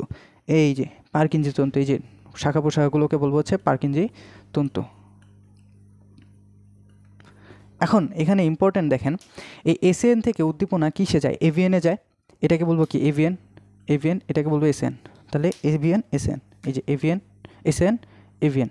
এখান থেকে বান্ডল অফ হিস, এই যে বান্ডল অফ হিসের বাম ও ডান শাখা, এই যে এগুলোকে বলা হচ্ছে পার্কিনজি তন্তু। এখন এখান থেকে যে হৃৎপিণ্ডটা যাবে, সিগন্যালটা যাবে এসএন থেকে এভিএনে যেতে সময় লাগে, এই সময়টা হচ্ছে 0.03 সেকেন্ড মেবি। এসএন থেকে এভিএনে সময় লাগে 0.03 সেকেন্ড। এখন এভিএনে যে এই সিগন্যালটা কিছুক্ষণ ওয়েট করে এটাকে বলা হয়, এটা কত, 0.09 সেকেন্ড। এটাকে বলা হয়েছে এভি নোডাল ডিলে। এখন তোমাকে এমসিকিউতে দিয়ে দেবে যে এভি নোডাল ডিলে কতক্ষণ, সেটা হচ্ছে 0.09 সেকেন্ড। এবং এভিএন থেকে হৃৎস্পন্দনটা বান্ডল অফ হিসে যেতে সময় লাগে, আচ্ছা, এভিএন থেকে এভি বান্ডলের মাধ্যমে ভেন্ট্রিকলে পেশিতে পৌঁছাতে সময় লাগে 0.04 সেকেন্ড। তাহলে এভিএন থেকে সিগন্যালটা কোথায় যাবে, ভেন্ট্রিকলে যেতে সময় লাগে 0.04 সেকেন্ড। তাহলে এটা যদি যোগ করো, মোট সময় লাগে এসএন থেকে ভেন্ট্রিকলে যেতে মোট সময় লাগে কত, 0.16 সেকেন্ড। কত, 0.16 সেকেন্ড। তাহলে এখানে সময়গুলো ইম্পর্টেন্ট ব্যাস। এসএন হচ্ছে নর্মালি এমসিকিউতে যদি বলে তাহলে এসএনকে বলা হয়েছে প্রাকৃতিক পেসমেকার। এখান থেকে ইলেকট্রিক সিগন্যালটা পাস হয়, এখান থেকে শুরু, তারপর কি এভিএনে যায়, যেতে সময় লাগে 0.03 সেকেন্ড। এভিএনে যে কিছুক্ষণ ওয়েট করে সেটাকে বলবো হচ্ছে 0.09 সেকেন্ড। এটাকে বলা হয়েছে এভি নিউরাল ডিলে। এবং এভিএন থেকে বান্ডল অফ হিস হয়ে ভেন্ট্রিকুলার প্রাচীরে যেতে সময় লাগে 0.04 সেকেন্ড। এই মোট সময়টাকে বলবো 0.16 সেকেন্ড। এরপর আসা হচ্ছে bundle of His. AV node থেকে সিগন্যালটাকে নিয়ে এই যে ভেন্ট্রিকলে নিয়ে যায়, পার্কিনসন তন্ত্রে একদম ভালোভাবে নিয়ে যায়, যার ফলে এখান থেকে সিগন্যালটা যায়, যাওয়ার পর হৃদস্পন্দন শুরু হয়, হৃদস্পন্দন চলতে থাকে এভাবে। আসলে এটাকে বলেছে বান্ডল মানে জাংশনাল টিস্যু। তাহলে জাংশনাল টিস্যু কীভাবে কাজ করে, এই দেখেন এসএ নোড থেকে এভি নোড থেকে বান্ডল অফ হিস, তারপর হচ্ছে পার্কিনসন তন্তু, এই যেভাবে কাজ করে একটু খেয়াল করব।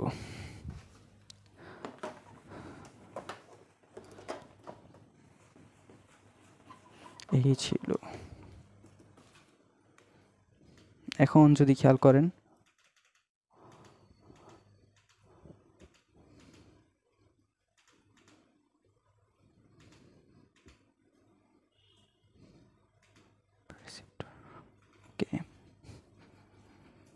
এরপর আমাদের জানতে হবে হচ্ছে রক্তচাপ ব্যারোরিসেপ্টর। তো এখন আমরা জানবো হচ্ছে রক্ত সংবহনটা কয় ধরনের হইতে পারে।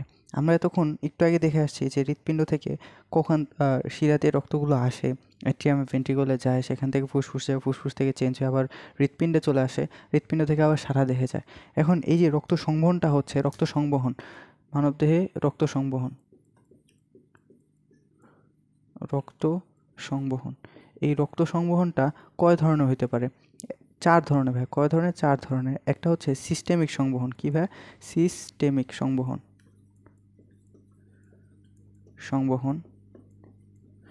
একটা হচ্ছে পালমোনারি সংবহন, পালমোনারি বা যেটাকে আমরা বলি ফুসফুসীয় সংবহন। আরেকটা হচ্ছে পোর্টাল সংবহন, আরেকটা হচ্ছে করোনারি সংবহন।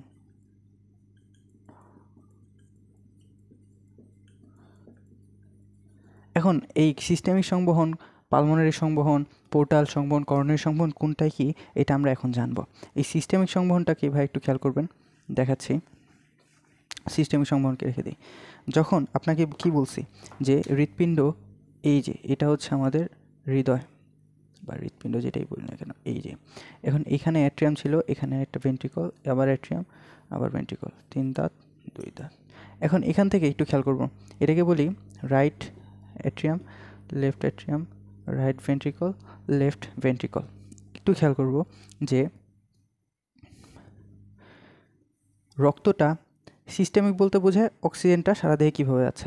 শুরু হবে হচ্ছে আমাদের এই বাম ভেন্ট্রিকল থেকে, এই যে বাম ভেন্ট্রিকল থেকে। তাহলে বাম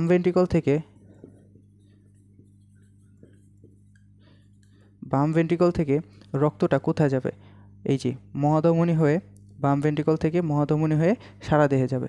এই যে মহাধমনী হয়ে কোথায় যাবে, সারা দেহে যাবে। বাম ভেন্ট্রিকল থেকে অ্যাওয়ার্টা থেকে সারা দেহে যাবে এবং টিস্যু ও অঙ্গে এবং সেখান থেকে আবার মহাশিরা হয়ে কার্বন ডাইঅক্সাইড সমৃদ্ধ রক্ত মহাশিরা হয়ে ধরুন এই যে সারা দেহে চলে গেছে, তারপর দেহ থেকে ঘুরে ফিরে আবার কি এইভাবে আসবে না, কার্বন ডাইঅক্সাইড সমৃদ্ধ রক্ত নিয়ে দেহ থেকে আবার ফিরে আসবে না। তো কার্বন ডাইঅক্সাইড সমৃদ্ধ রক্ত কোথা দিয়ে আসবে, যে মহাশিরাগুলো দিয়েই তো আসবে। এই মহাশিরা দিয়ে আসার পর সেটা কোথায় গেছে, সেটা আসছে হচ্ছে রাইট অ্যাট্রিয়াম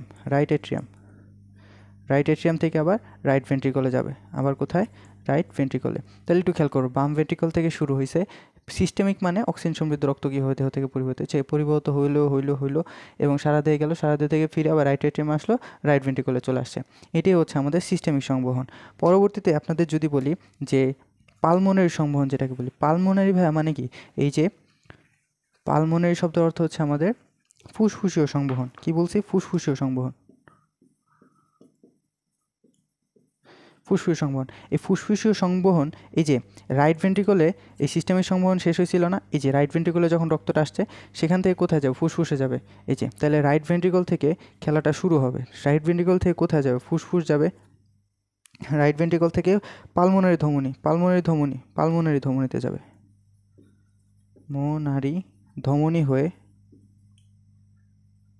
পালমোনারি ধমনী হয়ে কোথায় যাবে, ফুসফুসে যাবে।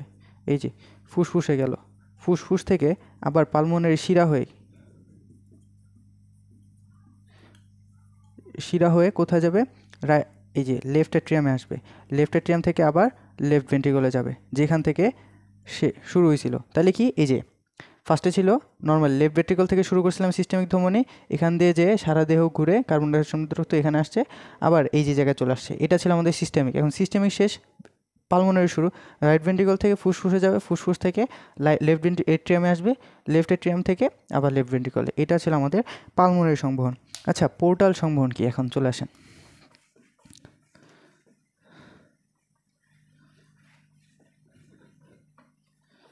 পোর্টাল সংবহন। আচ্ছা, পোর্টাল মানে হচ্ছে কোনো ভিন্ন জায়গায় যাওয়া, মানে ধরেন কোনো একটা জায়গায় যাব বাট ভিন্ন পথ হয়ে। ধরেন আপনাকে বলছি যে আপনি কলেজে যাবেন, কিন্তু তার আগে আপনি কোথায় গেছেন, আপনার বন্ধুর বাসায় গেছেন, তখন সেটা হয়ে যাবে বন্ধুর বাসাটা মানে কি পোর্টাল। আবার অনেক সময় দেখেন না যে বাইপাস সড়ক ইউজ করে, যখন ঈদে যখন আপনারা যাত্রা শুরু করেন বিভিন্ন জায়গায় গ্রামে যাওয়ার সময়, একটা জায়গায় যাওয়ার কিন্তু অনেকগুলো পথ থাকে, তো এগুলোই হচ্ছে আসলে পোর্টাল বা কি বাইপাস সড়ক। এখন কি হয়ে যাওয়া, অন্য একটা কিছু হয়ে আবার জায়গা মতো যাওয়া। এখন পোর্টাল সংবহন দুই ধরনের হয়। পোর্টাল সংবহন মানে স্তন্যপায়ী প্রাণীদের দুই ধরনের হয়। একটা হচ্ছে হেপাটিক পোর্টাল সংবহন, আর আরেকটা হচ্ছে রেনাল পোর্টাল সংবহন। এখন একটু খেয়াল করবো, হেপাটিক মানে হচ্ছে কিডনি হয়ে যাবে, তাহলে হেপাটিক মানে হচ্ছে যকৃত, তাহলে যকৃত হয়ে যখন রক্তটা যাবে তখন সেটাকে বলবো হেপাটিক পোর্টাল সংবহন। আর যখন রেনাল হচ্ছে কিডনি বা বৃক্ক যেটা বলি না, কিডনি হয়ে যখন রক্তটা পাস করবে তখন সেটাকে আমরা বলবো হচ্ছে রেনাল পোর্টাল শিরা। এখন আমাদের যে মানবদেহে শুধুমাত্র এই যে হেপাটিক পোর্টাল শিরাটাই, মানে হেপাটিক পোর্টাল সংবহনটাই বিদ্যমান। এখন হেপাটিক পোর্টাল সংবহনটা কীভাবে একটু খেয়াল করব। হেপাটিক পোর্টাল সংবহন ধরেন একটা ছিল, হেপাটিক পোর্টাল সংবহন, এই তো হেপাটিক পোর্টাল সংবহন, হেপাটিক অঙ্গসমূহ, হেপাটিক পোর্টাল শিরা। ধরেন এই যে এটা হচ্ছে আমাদের হৃৎপিণ্ড, এই হৃৎপিণ্ড থেকে হৃৎপিণ্ডে আবার আসবে, রক্তটা কোথায় আসবে, এই যে হৃৎপিণ্ডে আসবে। হৃৎপিণ্ডে আসার সময় এই যে দেখেন এই দিক দিয়ে কী গেছিল, রক্তটা গেছিল না, অক্সিজেন সমৃদ্ধ রক্ত, সেখান থেকে আবার ঘুরে ফিরে কোথায় গেছে, এই জায়গায় গেছে। এখন এই রক্তটা যদি আবার যকৃতে যেয়ে পৌঁছায়, এই যে যকৃত, মনে করলাম এটা হচ্ছে যকৃত হয়ে যখন আবার এই জায়গায় যাবে তখন সেটাকে বলবো আমরা হচ্ছে হেপাটিক পোর্টাল সংবহন। এখন এগুলো যদি আমি সহজে চিন্তা করি যে হেপাটিক অঙ্গসমূহ, ধরেন বিভিন্ন অঙ্গ থেকে অক্সিজেন থেকে কোথায় যাবে, যকৃতে যাবে, বিভিন্ন হেপাটিক অঙ্গসমূহ মানে যকৃতের সাথে যেসব অঙ্গাণু কানেক্টেড, হেপাটিক অঙ্গসমূহ সেখান থেকে কোথায় যাবে, হেপাটিক অঙ্গসমূহ থেকে হেপাটিক পোর্টাল শিরা গঠন করবে।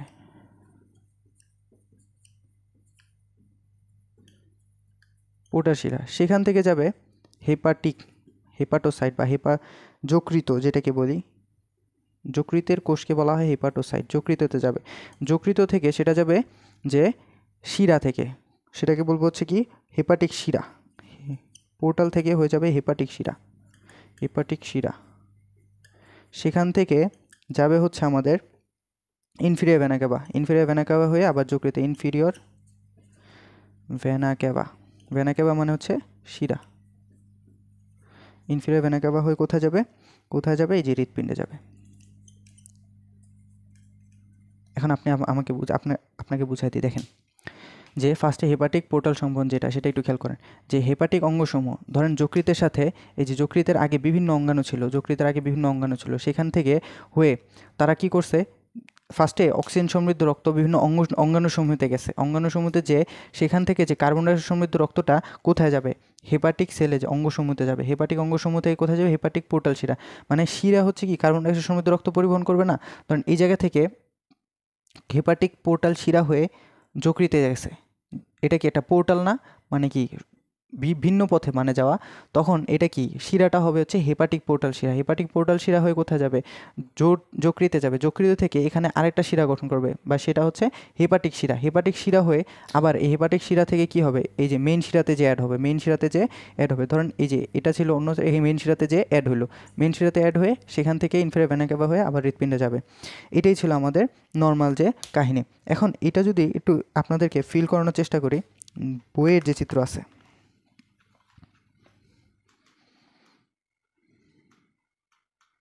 এই যে একটু খেয়াল করেন, এই যে এগুলো হচ্ছে বিভিন্ন ধরনের অঙ্গাণু, যকৃতের যে অঙ্গাণুগুলো আছে, এগুলোর ভিতরে ওই যে মহাধমনী হয়ে অক্সিজেন সমৃদ্ধ রক্ত গেছে, যাওয়ার পরে এই যে গেছে, যাওয়ার পর সেখান থেকে সেটা কি কার্বন ডাইঅক্সাইডে কনভার্ট হয়েছে, মানে ওখান থেকে কার্বন ডাইঅক্সাইডে চেঞ্জ হয়েছে। এখন চেঞ্জ হওয়ার পর দেখেন এই কার্বন ডাইঅক্সাইড সমৃদ্ধ এই যে এগুলোকে বলবো আমরা হচ্ছে হেপাটিক পোর্টাল শিরা, যেটা কি হচ্ছে যকৃত নিয়ে যাচ্ছে পোর্টের মাধ্যমে, মানে ভিন্ন পথে নিয়ে যাচ্ছে। যকৃতে নিয়ে গেল, যকৃতে যে সেই জায়গায় আবার চেঞ্জ হবে, তাহলে কি যকৃত হয়ে হেপাটিক শিরায় কনভার্ট হবে, তখন কি এটা হেপাটিক শিরা হবে, কার্বন ডাইঅক্সাইড সমৃদ্ধ রক্ত। এখন সেখান থেকে আবার কি হবে, সে ইনফেরিয়র ভেনা ক্যাভা অ্যাড হবে, যে ইনফেরিয়র ভেনা ক্যাভা অ্যাড হয়েছে, অ্যাড হওয়ার পর সেখান থেকে আবার ওই হৃৎপিণ্ডে চলে যাবে। এই যে এখন এই হেপাটিক হেপাটিক যে সংবহন, সেটার কাজ কি? সেটার কাজ হচ্ছে দেখেন, যকৃতে আমরা বিভিন্ন ধরনের পুষ্টি, যখন আমরা পরিপাক চ্যাপ্টার পড়ছি, যকৃতে কিন্তু অনেক ধরনের বিপাক ঘটে এবং যকৃতে বিভিন্ন ধরনের খাদ্য সঞ্চয় হয়। যখন অতিরিক্ত খাদ্য এখান থেকে যায়, খাদ্যসারগুলো কোথায়? যকৃতে জমা হয়ে যায় গ্লাইকোজেন রূপে। আবার এই যকৃত ব্লাড রিজার্ভ করে রাখে, তারপর বিভিন্ন ধরনের প্রোটিন রিজার্ভ করে রাখে।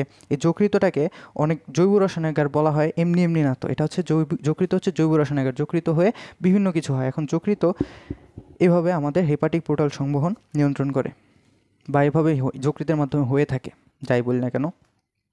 এখন একটু খেয়াল করেন যে পরবর্তীতে যেটা আমি বলছি সেটা হচ্ছে করোনারি সংবহন। কি বলছি? বা করোনারি সংবহন।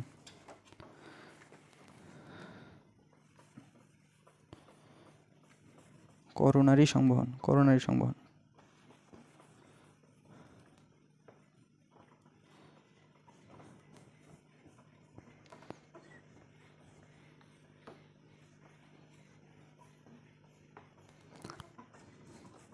Okay, let's get started. তো করোনারি সংবহন একটু খেয়াল করবো। করোনারি সংবহন কীভাবে? করোনারি সংবহন, আচ্ছা আপনি একটা জিনিস খেয়াল করছেন যে আপনার ধরেন কোনো জায়গায় জব করেন, যে জব করেন যে জায়গায় যে মেন বা সিইও যেটাই বলি না কেন, সে কিন্তু কাজ করার পাশাপাশি সেখান থেকে কিন্তু সে নিজে খায়। সে কি খাওয়া বন্ধ করে দেয়, বা সে কি তার ফ্যামিলি ছেড়ে দেয়, বা এরকম কিছু না। তাহলে আপনি যখন খেয়াল করছেন যে হৃৎপিণ্ডটাই কিন্তু সব জায়গায় সব কিছু করতেছে, তো হৃৎপিণ্ডটা যখন করতেছে, হৃৎপিণ্ডের খাবার লাগবে না? হৃৎপিণ্ডেরও তো খাবার লাগবে, বা হৃৎপিণ্ডের কি অক্সিজেন লাগবে, তো অক্সিজেন সরবরাহ করতেছে সারা দেহে। তো মানে কি, তো এই হৃৎপিণ্ড থেকে রক্তটা সঞ্চালিত হচ্ছে, বিভিন্ন কিছু হচ্ছে, তো হৃৎপিণ্ডেরও কী লাগবে? এই অক্সিজেন লাগবে। তো এই হৃৎপিণ্ডে অক্সিজেনটা যে সরবরাহ হয় সেই প্রক্রিয়াটাকে বলে হচ্ছে করোনারি সংবহন। যেমন ধরেন এই যে হৃৎপিণ্ড, এই হৃৎপিণ্ডের ভিতরে এই যে এই জায়গা দিয়ে করোনারি শিরা যায়, করোনারি শিরা বা করোনারি ধমনী যায়, করোনারি শিরা যায়। একটু খেয়াল করব যে এদিক হয়ে ধরেন রক্তটা যাচ্ছে মহাধমনী হয়ে কোথায় যাবে? সিস্টেমিক ধমনীতে যে অ্যাড হবে। তাহলে কোথায়?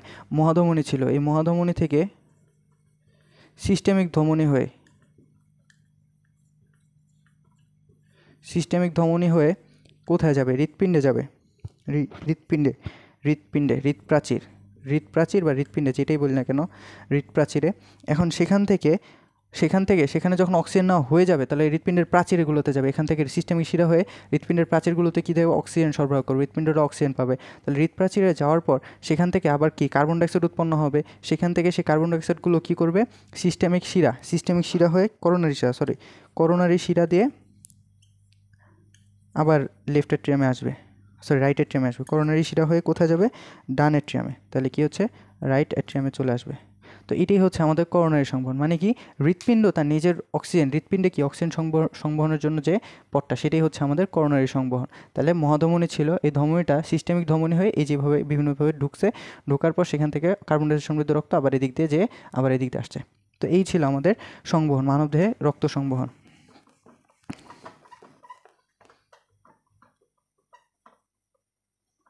করোনারি সংবহন মানবদেহে রক্ত সংবহন। এখন আমাদের একটা জিনিস বাকি রয়ে গেছিলো একটু আগে, যেটা আমরা এখন পড়িনি, সেটা হচ্ছে লসিকা সংবহন। মানে এটা সংবহন না, মানে দ্বিতীয় হৃৎপিণ্ডের মতো লসিকা সংবহন, এটা আরও আগেই ছিল বইয়ের ভিতরে, এখনও পড়িনি, কারণ লসিকা সংবহনটা একটু অন্যরকম, আলাদা করে দেখাচ্ছি। চলেন শুরু করি। লসিকা সংবহন।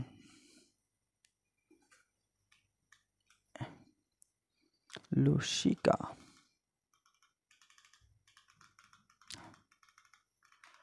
এই যে লসিকা সংবহন।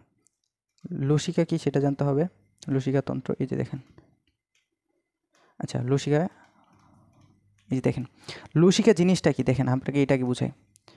ধরেন এটা হচ্ছে আমাদের হৃৎপিণ্ড, মানে নর্মালি হৃৎপিণ্ডে কীভাবে, মানে সারা দেহে রক্ত কীভাবে ট্রান্সফার হয়, এইটা হচ্ছে এই চক্রটা। দেখেন হৃৎপিণ্ড থেকে ধমনী হয়ে সারা দেহে যাচ্ছে, রক্তজালক থেকে কার্বন ডাইঅক্সাইড চেঞ্জ হয়ে শিরাতে আবার হৃৎপিণ্ড আসতেছে। কিন্তু এই জায়গায় কিছু একটা কাহিনী হয়, একটু খেয়াল করবেন। ধরেন এই যে কৈশিক জালিকা ছিল না, এই কৈশিক জালিকার ভিতরে সেখান থেকে রক্তরসের 10% কী হয়, এই ইন্টারস্টিশিয়াল অংশে চলে আসে, মানে কি একটা কোষের ফাঁকে চলে আসে, এই যে এখানে ফাঁকে চলে আসে, এখান থেকে বের হয়ে চলে আসে কিছু তরল। সেই তরলটাকে আমরা বলি হচ্ছে লসিকা। এখন সেই লসিকা কি হয়, এভাবে আলাদাভাবে কী হয়, লসিকা জালক হয়ে লিম্ফ নোড এবং লসিকা নালী দিয়ে আবার কোথায় যায়, এই জায়গায় অ্যাড হয়। এখন এই লসিকা, তো এই নর্মালি এটা কাজটা হচ্ছে, একটু খেয়াল করব, যেখানে রক্তটা পরিবাহিত হইতে পারতেছে না আমাদের দেহে, সেখানে যে কী করা, বিভিন্ন ধরনের প্রোটিন পুনরুদ্ধার করা, সেখান থেকে প্রোটিন পুনরুদ্ধার করা, তারপর হচ্ছে আবার কি সেখানে খাদ্যসার পৌঁছায় দেওয়া, তারপর হচ্ছে কি আমরা পরিপাক চ্যাপ্টারে পড়ছি না যে এই লসিকার মাধ্যমে কী হয়, এই ফ্যাট কী হয়, বিপাক ঘটে। এরকমভাবে যে এই লসিকা আমাদের বিভিন্ন কাজ করে থাকে, এটাকে বলা হচ্ছে লসিকা সংবহন। এখন নর্মালি চলে আসে না, আমাদেরকে শুরু থেকে জানাই যে লসিকাটা বা লিম্ফটা কী। এই যে খেলেন, টিস্যু গঠনকারী কোষের ফাঁকে ফাঁকে অবস্থানকারী বর্ণহীন তল পাওয়া থেকে লসিকা বলে। এখন ওই লসিকার বেসিক যদি দেখেন যে লসিকা কতটুকু থাকে, 4 থেকে 8 লিটার থাকে, 8 লিটার আমাদের দেহে, এবং এই লসিকার মাধ্যমে প্রোটিন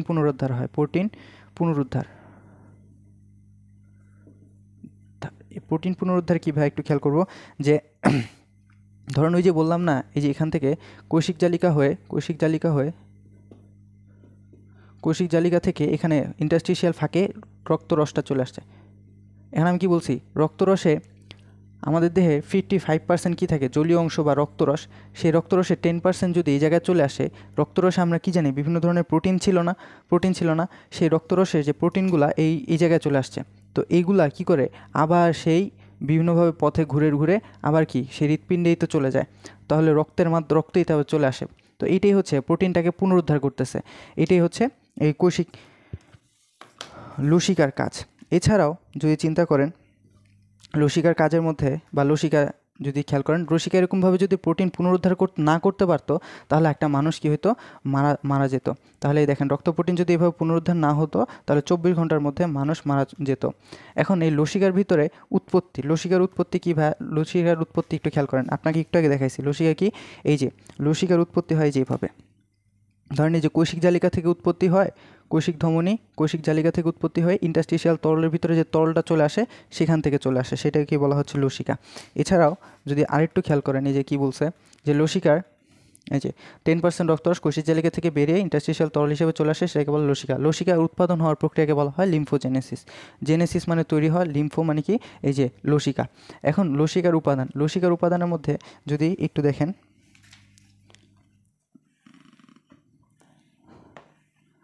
এই যে দেখেন লসিকার উপাদানের মধ্যে কঠিন পদার্থ আছে, পানি আছে, পানিটাই বেশি থাকে সবসময় আমাদের দেহে, যেমন 70 থেকে 90%ই পানি। এই কঠিন পদার্থ হচ্ছে 6%। কঠিন পদার্থের ভিতরে কী কী আছে একটু খেয়াল করেন, যদি জৈব বস্তু, অজৈব বস্তু, কোষ উপাদান। জৈব বস্তুর মধ্যে আছে হচ্ছে বিভিন্ন ধরনের প্রোটিন, ওই যে প্রোটিনগুলো, যেমন রক্তের ভিতরে যেমন প্রোটিনগুলো আছে না, অ্যালবুমিন, গ্লোবুলিন, প্রথমবিন, ফাইব্রিনোজিন, অ্যান্টিবডি, এগুলো এনজাইম, এগুলো হচ্ছে কি প্রোটিন। এইগুলো লসিকার ভিতরে সেগুলি থাকে, কারণ লসিকা হচ্ছে রক্তরস থেকে এরকমই তৈরি হয়। লিপিড থাকে, লিপিড হিসাবে কী থাকে ভাই একটু খেয়াল করুন, লিপিড হিসাবে থাকে হচ্ছে কাইলোমাইক্রন কি, কাইলোমাইক্রন হচ্ছে ফসফোলিপিড ও ট্রাইগ্লিসারাইডের সমন্বয়, ফসফোলিপিড প্লাস ট্রাইগ্লিসারাইড, রাইট। তাহলে ফসফোলিপিড এবং ট্রাইগ্লিসারাইডের সমন্বয়। এবং আমাদের দেহে যখন আমরা অধিক পরিমাণে ফ্যাট জাতীয় কিছু খাই, তখন এটা একটা সাদা হয়ে যায়, এটাকে কি বলে, এই যে কাইলোমাইক্রন, একটু খেয়াল করেন, এই দেখেন কাইলোমাইক্রন, এখান থেকে চর্বিযুক্ত খাবার খেলে লসিকা ফ্যাটের পরিমাণ বেড়ে যায়, লসিকা কী হয় দুধের মতো সাদা হয়ে যায়, তখন এই লসিকাকে বলা হয় কাইল। এই তো। তারপর আসে হচ্ছে carbohydrate, glucose, urea, uric acid, creatine বর্জ্য পদার্থ রেজন বর্জ্য হিসেবে থাকে। লসিকা গ্লুকোজ হিসেবে পাওয়া যায়, খনিজ পদার্থ রেজন পদার্থ লাগবে না। এখন লসিকার কাজ কি একটু খেয়াল করব, লসিকার কাজগুলো ইম্পর্টেন্ট। তাহলে লসিকা কী করে, প্রোটিন পরিবহন করে। ওই জিকটাকে বললাম যে প্রোটিনগুলো পুনরুদ্ধার করে ফেলে, মানে রক্তরস থেকে যখন ওইটা বের হয়ে আসবে তখন কী হয়, প্রোটিনটা আবার পুনরায় রক্ত যে মিলিত হয়, স্নেহ পরিবহন, স্নেহ বিপাকের ক্ষেত্রে এটা সহযোগিতা করে। এই পরিপাক চ্যাপ্টার আপনারা পড়ছেন যে লিপিড বা এই যে ফ্যাটগুলা কী হয়, কাইলোমাইক্রন হ্যান ত্যান অনেক কিছুর ভিতরে কাহিনী হয়। এখন অক্সিজেন ও পুষ্টি পরিবহন, আচ্ছা আমাদের দেহে যে জায়গায় মনে করেন টিস্যু কোষে রক্ত পৌঁছাতে সক্ষম হয় না, লসিকা অক্সিজেন পুষ্টি উপাদান সরবরাহ করে। যেমন আমাদের দেহে সব জায়গায়, ধরো সব জায়গায় কি আমাদের দেহে লসিকা মানে রক্ত যেতে পারবে না। তো সেই জায়গাগুলোতে কী করে, আমাদের অক্সিজেন ও পুষ্টি পরিবহন করে হচ্ছে আমাদের লসিকা। প্রতিরক্ষা, এই লসিকার ভিতরে বা লসিকা গ্রন্থি বা যাই বলি না কেন, এগুলোর ভিতর বিভিন্ন মনোসাইট এবং লিম্ফোসাইট থাকে, যেগুলো কী করে, এই মনোসাইট এবং লিম্ফোসাইট কি শ্বেতরক্তকণিকার অন্তর্ভুক্ত। মনোসাইট লিম্ফোসাইট কী করে, আমাদের রোগ প্রতিরোধ করে। তারপরে হচ্ছে দেখেন দেহের পুনর্বন্টন, লসিকা রক্ত সমন্বয়ে এক অংশ থেকে অন্য অংশে তলপথ পরিবহনের মধ্যে দেহের রসে পুনর্বন্টন করে। টিস্যু গাঠনিক অখণ্ডতা রক্ষণ, লাগবে না। টিস্যু কোষের নিষ্কাশন, 10% কার্বন ডাইঅক্সাইড বর্জ্য পদার্থ নির্গমন, যেখান থেকে বর্জ্যগুলো আবার রক্তে নিয়ে আসে, মানে কি অনেক কাজ করে। এখন এই লসিকাগুলো লসিকা তন্ত্র গঠন করে। আচ্ছা মেইনলি লসিকাগুলো থাকে কীরকম সেটা একটু দেখায় বডিতে। এই যে এরকম নোড, মানে এরকমভাবে থাকে। এই যে গোলগুলো অংশ দেখতেছেন, এগুলোকে বলা হয় লিম্ফ নোড বা গ্রন্থি বা যাই বলি না কেন। এখন দেখেন এই যে লসিকাতন্ত্রটা গঠিত হয় এই যে লসিকা নালী এবং লসিকা গ্রন্থি, এই দুটো অংশ নিয়ে। এখন লসিকা গ্রন্থিকে মানবদের দ্বিতীয় সংবহনতন্ত্র বলা হয়। যেমন প্রথম সংবহনতন্ত্র হচ্ছে হৃৎপিণ্ড, দ্বিতীয় সংবহনতন্ত্রকে বলা হয় এই যে লসিকাতন্ত্র, রক্ত সংবহন আর হচ্ছে লসিকা সংবহন। আচ্ছা এই লসিকা নালী আবার কয় ধরনের, দুই ধরনের, একটা হচ্ছে অন্তর্মুখী, একটা হচ্ছে বহির্মুখী। অন্তর্মুখী বলতে কি, এই লসিকা গ্রন্থির দিকে যদি লসিকা আসে তখন সেটাকে আমরা বলবো হচ্ছে অন্তর্মুখী, আর লসিকা গ্রন্থি থেকে যদি লসিকা বের হয় তখন সেটাকে আমরা বলবো বহির্মুখী। এখন লসিকা নালী আবার প্রধানত দুইটি নালীতে মিলিত হয়, একটা হচ্ছে ডান লসিকা নালী, একটা হচ্ছে থোরাসিক লসিকা নালী। এখন ডান লসিকা নালী কি, আমাদের দেহের ডান অংশগুলো, মানে দেখেন যে মাথা, গলার ডান দিক বা ডান বাহু, বক্ষ অঞ্চলের ডান দিক লসিকা নালীগুলো মিলে ডান লসিকা নালী গঠন করে। ডান সাবক্লিভিয়ান শিরা, ডান অন্তঃজুড়িয়া শিরা সংযোগস্থলে শিরাতন্ত্রের সাথে সংযুক্ত। এখন থোরাসিক লসিকা নালী কী ভাই, থোরাসিক লসিকা নালী হচ্ছে আমাদের দেহের নিম্নাংশ এবং বাম দিকের লসিকা নালীগুলো মিলে থোরাসিক লসিকা নালী গঠন করে। এটি বাম সাবক্লিভিয়ান, বাম অন্তঃজুড়িয়া শিরা, যাই হোক। এখন একটু খেয়াল করবো যে অঞ্চলে লসিকা নালী অভ্যন্তরে সূক্ষ্ম লসিকা নালীগুলোকে ল্যাকটিয়াল বলে। এই যে নালিকার অভ্যন্তরে সূক্ষ্ম লসিকা নালীগুলোকে আমরা কি বলবো, এই যে ধরেন এই যে চিপার ভিতর ছোট ছোট হয়ে গেছে, সেগুলোকে আমরা কি বলতে পারি, ল্যাকটিয়াল বলতে পারি। এখন এই লসিকা নালীর ভিতরেও কি থাকে, এই কপাটিকা থাকে, যার ফলে লসিকা একমুখী সংবহিত হয়। লসিকা গ্রন্থি, আমি কি বলছিলাম, লসিকা নালী এবং লসিকা গ্রন্থি নিয়ে লসিকা তন্ত্র গঠিত। এখন লসিকা তন্ত্রে লসিকা নালীর ব্যাপারটা জানলাম। এখন লসিকা গ্রন্থি হচ্ছে পাঁচ ধরনের। একটা হচ্ছে লিম্ফ নোড, টনসিল, প্লিহা, থাইমাস, আর একটা হচ্ছে লাল অস্থিমজ্জা। এগুলো কি করে, আমাদের রোগ প্রতিরোধ করে। লিম্ফ নোড এগুলো কি করে, লিম্ফ নোড, টনসিল এগুলো মেইনলি কী করবে, আমাদের দেহের রোগ প্রতিরোধ করবে। লসিকা বাহিকার বৃক্কে ক্যাপসুলে আছে লিম্ফ নোডগুলো হচ্ছে এই দেখেন লসিকা বাহিকার এই যে গোল গোল অংশগুলো এগুলোকে বলা হচ্ছে লিম্ফ নোড। 400 থেকে 500-700 কি লিম্ফ নোড থাকে। এখন এগুলো কী করে, রক্ত সম্বন্ধে ফিরে যায়, একটু খেয়াল করবো। রক্তকণিকা বিশেষ করে ম্যাক্রোফেজ এবং লিম্ফোসাইট পূর্ণ থাকে এবং লসিকা থেকে অণুজীব ও বহিরাগত পদার্থকে অপসারণ করে, মানে কি রোগ প্রতিরোধ করে, মানে কি অণুজীব বা বহিরাগত কিছু আসলে সেটাকে ধ্বংস করে দেয়। অ্যান্ড টনসিল বলতে কি, আমাদের অনেক সময় টনসিল শব্দটার সাথে পরিচিত। টনসিল মূলত 3 ধরনের, একটা হচ্ছে প্যালেটাইন, অ্যাডেনয়েড, আর একটা হচ্ছে কি লিঙ্গুয়াল। এখন প্যালেটাইনটাকেই বলি আমরা টনসিল বলতে বুঝি। এখন একটু খেয়াল করবো, এগুলো কি করে, মূলত আমাদের দেহ থেকে যাতে রোগ প্রতিরোধ করে। এখন অনেক সময় অণুজীব, দেখেন গলার পেছনে দুপাশে উদ্গত একটি ডিম্বাকার কোমল অংশ নির্মিত, লাগবে না। অনেক সময় অণুজীব ভাইরাস ব্যাকটেরিয়া দমন করতে গিয়ে, তাহলে এগুলো কি অণুজীব ভাইরাস ব্যাকটেরিয়া এগুলো কি করে, দমন করতে যে এটা নিজেরাই কি হয়, সংক্রমিত হয়ে যায়, তখন সেটাকে আমরা বলি টনসিলাইটিস। এই টনসিলের কাজ হচ্ছে অ্যান্টিবডি উৎপাদনের মাধ্যমে লসিকায় প্রবেশিত বিভিন্ন অণুজীব ধ্বংস করে শ্বসন ও পরিপাকতন্ত্র সুরক্ষা দান করা, অপারেশন করে টনসিল। আচ্ছা কোনো মানুষ, বিশেষ করে অনেক শিশু ঘন টনসিলাইটিসে আক্রান্ত হয়, যার ফলে অনেকে কী করে, টনসিলটাকে কেটে ফেলার যে প্রক্রিয়া সেটাকে আমরা বলি টনসিলেক্টমি। এই টনসিলটা এই যে দেখেন এই যে নরম প্যালেট, এই যে এটাকে বলা হয় টনসিল। আক্রান্ত টনসিল এটা নর্মাল, আর এটা যে ফুলে গেছে এটা হচ্ছে টনসিলেক্টমি। অ্যান্ড প্লিহাটা ভাই কী দেখেন, প্লিহা এই যে এটাকে আমরা হচ্ছে প্লিহা হচ্ছে এই যে এরকমভাবে থাকে। যদি আমরা এটা মানুষ হয়, মানুষের এই যে হৃৎপিণ্ড, এই জায়গায় থাকে হচ্ছে ফুসফুস, এটা গেল এই জায়গা থেকে পাকস্থলী, এই জায়গা থেকে এই যে পাকস্থলী সরি এই পাশে হবে, এই যে পাকস্থলী এই পাশে নাকি পাশে যেই হোক, ধরলাম এই জায়গায় পাকস্থলীর এই পাশে থাকে হচ্ছে যকৃত, এই পাশে থাকে হচ্ছে প্লীহা, এই পাশে থাকে হচ্ছে প্লীহা, এটা হচ্ছে প্লীহা। তো এই প্লীহাটা কী করবে ভাই একটু খেয়াল করেন, যে প্লীহাটা আমাদের দেহে রোগ প্রতিরোধ করবে, মানে কি এটা একটা ব্লাড রিজার্ভার হিসেবে কাজ করে। দেখেন পাকস্থলীর পিছনেও উদরীয় গহ্বরে, উদরীয় মানে পেটের ঊর্ধ্ব পাশে বা পাশে মধ্যচ্ছেদার ঠিক নিচে হালকা বেগুনি রঙের একটি ডিম্বাকার 13x7x3 সেন্টিমিটার ঘন আয়তনের মিষ্টির মতো 170 গ্রাম ওজন বিশিষ্ট অংশকে বলা হয় প্লীহা। প্লীহা কী হয়, প্লীহা মজ্জা নিয়ে গঠিত, একটি লাল এবং একটি সাদা। এটা তেমন লাগবে না, লাগবে হচ্ছে দেখেন সামনে এই যে প্লীহা, এই যে প্লীহা কী করে, প্লীহা হচ্ছে ব্লাড রিজার্ভার হিসেবে কাজ করে, ব্লাড রিজার্ভার। ভ্রূণ দেহে দেখেন প্লীহা সব ধরনের রক্তকণিকা উৎপাদন করতে পারে। প্লীহা কী করে, সব ধরনের রক্তকণিকা উৎপন্ন করে, আমরা বলছিলাম। অ্যান্ড প্লীহা হচ্ছে রক্তের রিজার্ভার বা ব্লাড রিজার্ভার হিসেবে কাজ করে, 300 মিলিটার রক্ত সে ধরে রাখতে পারে। তারপরে যদি বলি অধিকাংশ লোহিত কণিকা প্লীহার, আচ্ছা আমরা একটু খেলছিলাম যে রক্তে যে কী হয়, যকৃত এবং প্লীহায় যে ধ্বংসপ্রাপ্ত হয়, যে অধিকাংশ লোহিত রক্তকণিকা প্লীহায় ধ্বংসপ্রাপ্ত হয়, লোহিত কণিকার কবরস্থান বলা হয়। মোস্ট ইম্পর্টেন্ট, লোহিত রক্তকণিকার কবরস্থান কাকে বলা হয়, বলবা হচ্ছে প্লীহা। লোহিত রক্তকণিকার কবরস্থান বলা হচ্ছে প্লীহাকে। এখন যদি বলি থাইমাস কী ভাই, থাইমাস, এই যে থাইমাস হচ্ছে আপনাদেরকে দেখাইছিলাম যে টি কোষ উৎপন্ন হয় রক্তের ভিতরে, টি কোষ উৎপন্ন হয়, যে এইটাকে বলা হয় থাইমাস। এই যে ফুসফুসের মাঝখানে যে এই অংশটা হচ্ছে থাইমাস। এখন থাইমাস থেকে কী হয়, এই যে থাইমোসিন এবং থাইমোবুটিন নামক দুটো অংশ বা হরমোন বা কি এনজাইম হরমোন খরিত হয়। এখন এখান থেকে কী হয়, টি কোষ, টি লিম্ফোসাইট উৎপন্ন হয়, এবং এটা কি ছোটোবেলা থাকে, বড় হইতে হইতে কী হয়, এটা অদৃশ্য হয়ে যায়, এবং এটা কি অনাক্রম্যতায় সারাদান করে, এই যে অনাক্রম্যতার সমন্বয় ঘটে দায়িত্ব পালন করে। লাল অস্থিমজ্জা কি হাড্ডির ভিতরে থাকে, লাল অস্থিমজ্জা হাড়ের ভিতরে। এগুলো কি করে, রক্তকণিকা উৎপন্ন করে, এবং যখন রক্তকণিকা উৎপন্ন করে তখন আমরা দেখছি শ্বেত রক্তকণিকা উৎপন্ন করে। শ্বেত রক্তকণিকার কাজ কি, সেগুলো কি করবে, রোগ প্রতিরোধ করবে। এই লাল অস্থিমজ্জা কী করে, রোগ প্রতিরোধ করে এবং এগুলোতে অংশগ্রহণ করে। অ্যান্ড লসিকা সংবহন তো আপনাদেরকে দেখিয়েছে, সেটা হচ্ছে দেখেন এই যে এই দেখেন, এই যে কোষিক জালিকা থেকে তরলটা চলে আসে এই যে ইন্টারস্টিশিয়াল ফাঁকে, সেখান থেকে লসিকা জালক হয়ে লিম্ফ নোডে যায়। লিম্ফ নোড থেকে এই জায়গা থেকে আসে কীভাবে দেখেন তো, একটু খেয়াল করেন, বলতে ভুলে গেছি, যে ব্যাপন প্রক্রিয়ার মাধ্যমে, ব্যাপন প্রক্রিয়ার মাধ্যমে এখান থেকে তরলটা চলে আসে এদিক দিয়ে লসিকা জালক হয়ে কোথায় যায়, লিম্ফ নোডে যায়। লিম্ফ নোড থেকে লসিকা নালী হয়ে আবার শিরার সাথে যুক্ত হয়ে হৃৎপিণ্ড থেকে বহির্ভূত হয়, মানে হৃৎপিণ্ডে চলে যায়। এখন অনেক সময় এই যে এগুলো আঘাতপ্রাপ্ত হয়, যখন ফুলে যায়, তখন সেগুলোকে আমরা কি বলি, শোথ বলে থাকি। সেগুলোকে বলে হচ্ছে শোথ। এই যে ফলের টিস্যু শোথ বলা হয়। রক্ত জমানো শুরুতে একটু খেয়াল করেন, লসিকা নালী অবস্থানকে অসংখ্য কপাটিকা লসিকা একমুখী থাকে। লসিকা টিস্যুর দিক থেকে হৃৎপিণ্ড দিকে প্রবাহিত। এই ধারা অব্যাহত রাখতে হলে ব্যক্তিকে সক্রিয় থাকতে হয়, না হলে টিস্যু তরল বাহিকা চলাচল করবে না, বরং বাহিকার ভিতরে জমতে শুরু করে। এই যে জমতে শুরু করলে তখন সেটাকে আমরা বলি শোথ। আবার শোথ বলা হয় কি, যখন শোথের আরেকটি কারণ হচ্ছে ক্ষতের সৃষ্টি হলে রক্তচালকের ভেদ্যতা বেড়ে যায় এবং ক্ষতিগ্রস্ত অংশকে ফুলে যায়, মুচকায় গেলে বা ব্যথা পাইলে তখন সেই ব্যাপারটা ঘটে থাকে।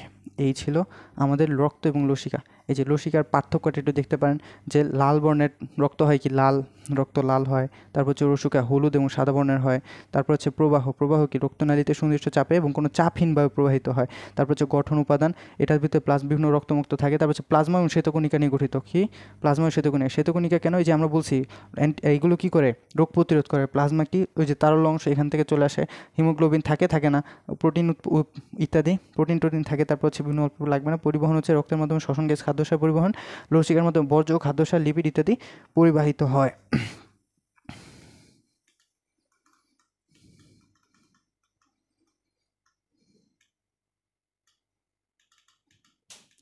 এখন শুধু বাকি আছে এই পাশে হচ্ছে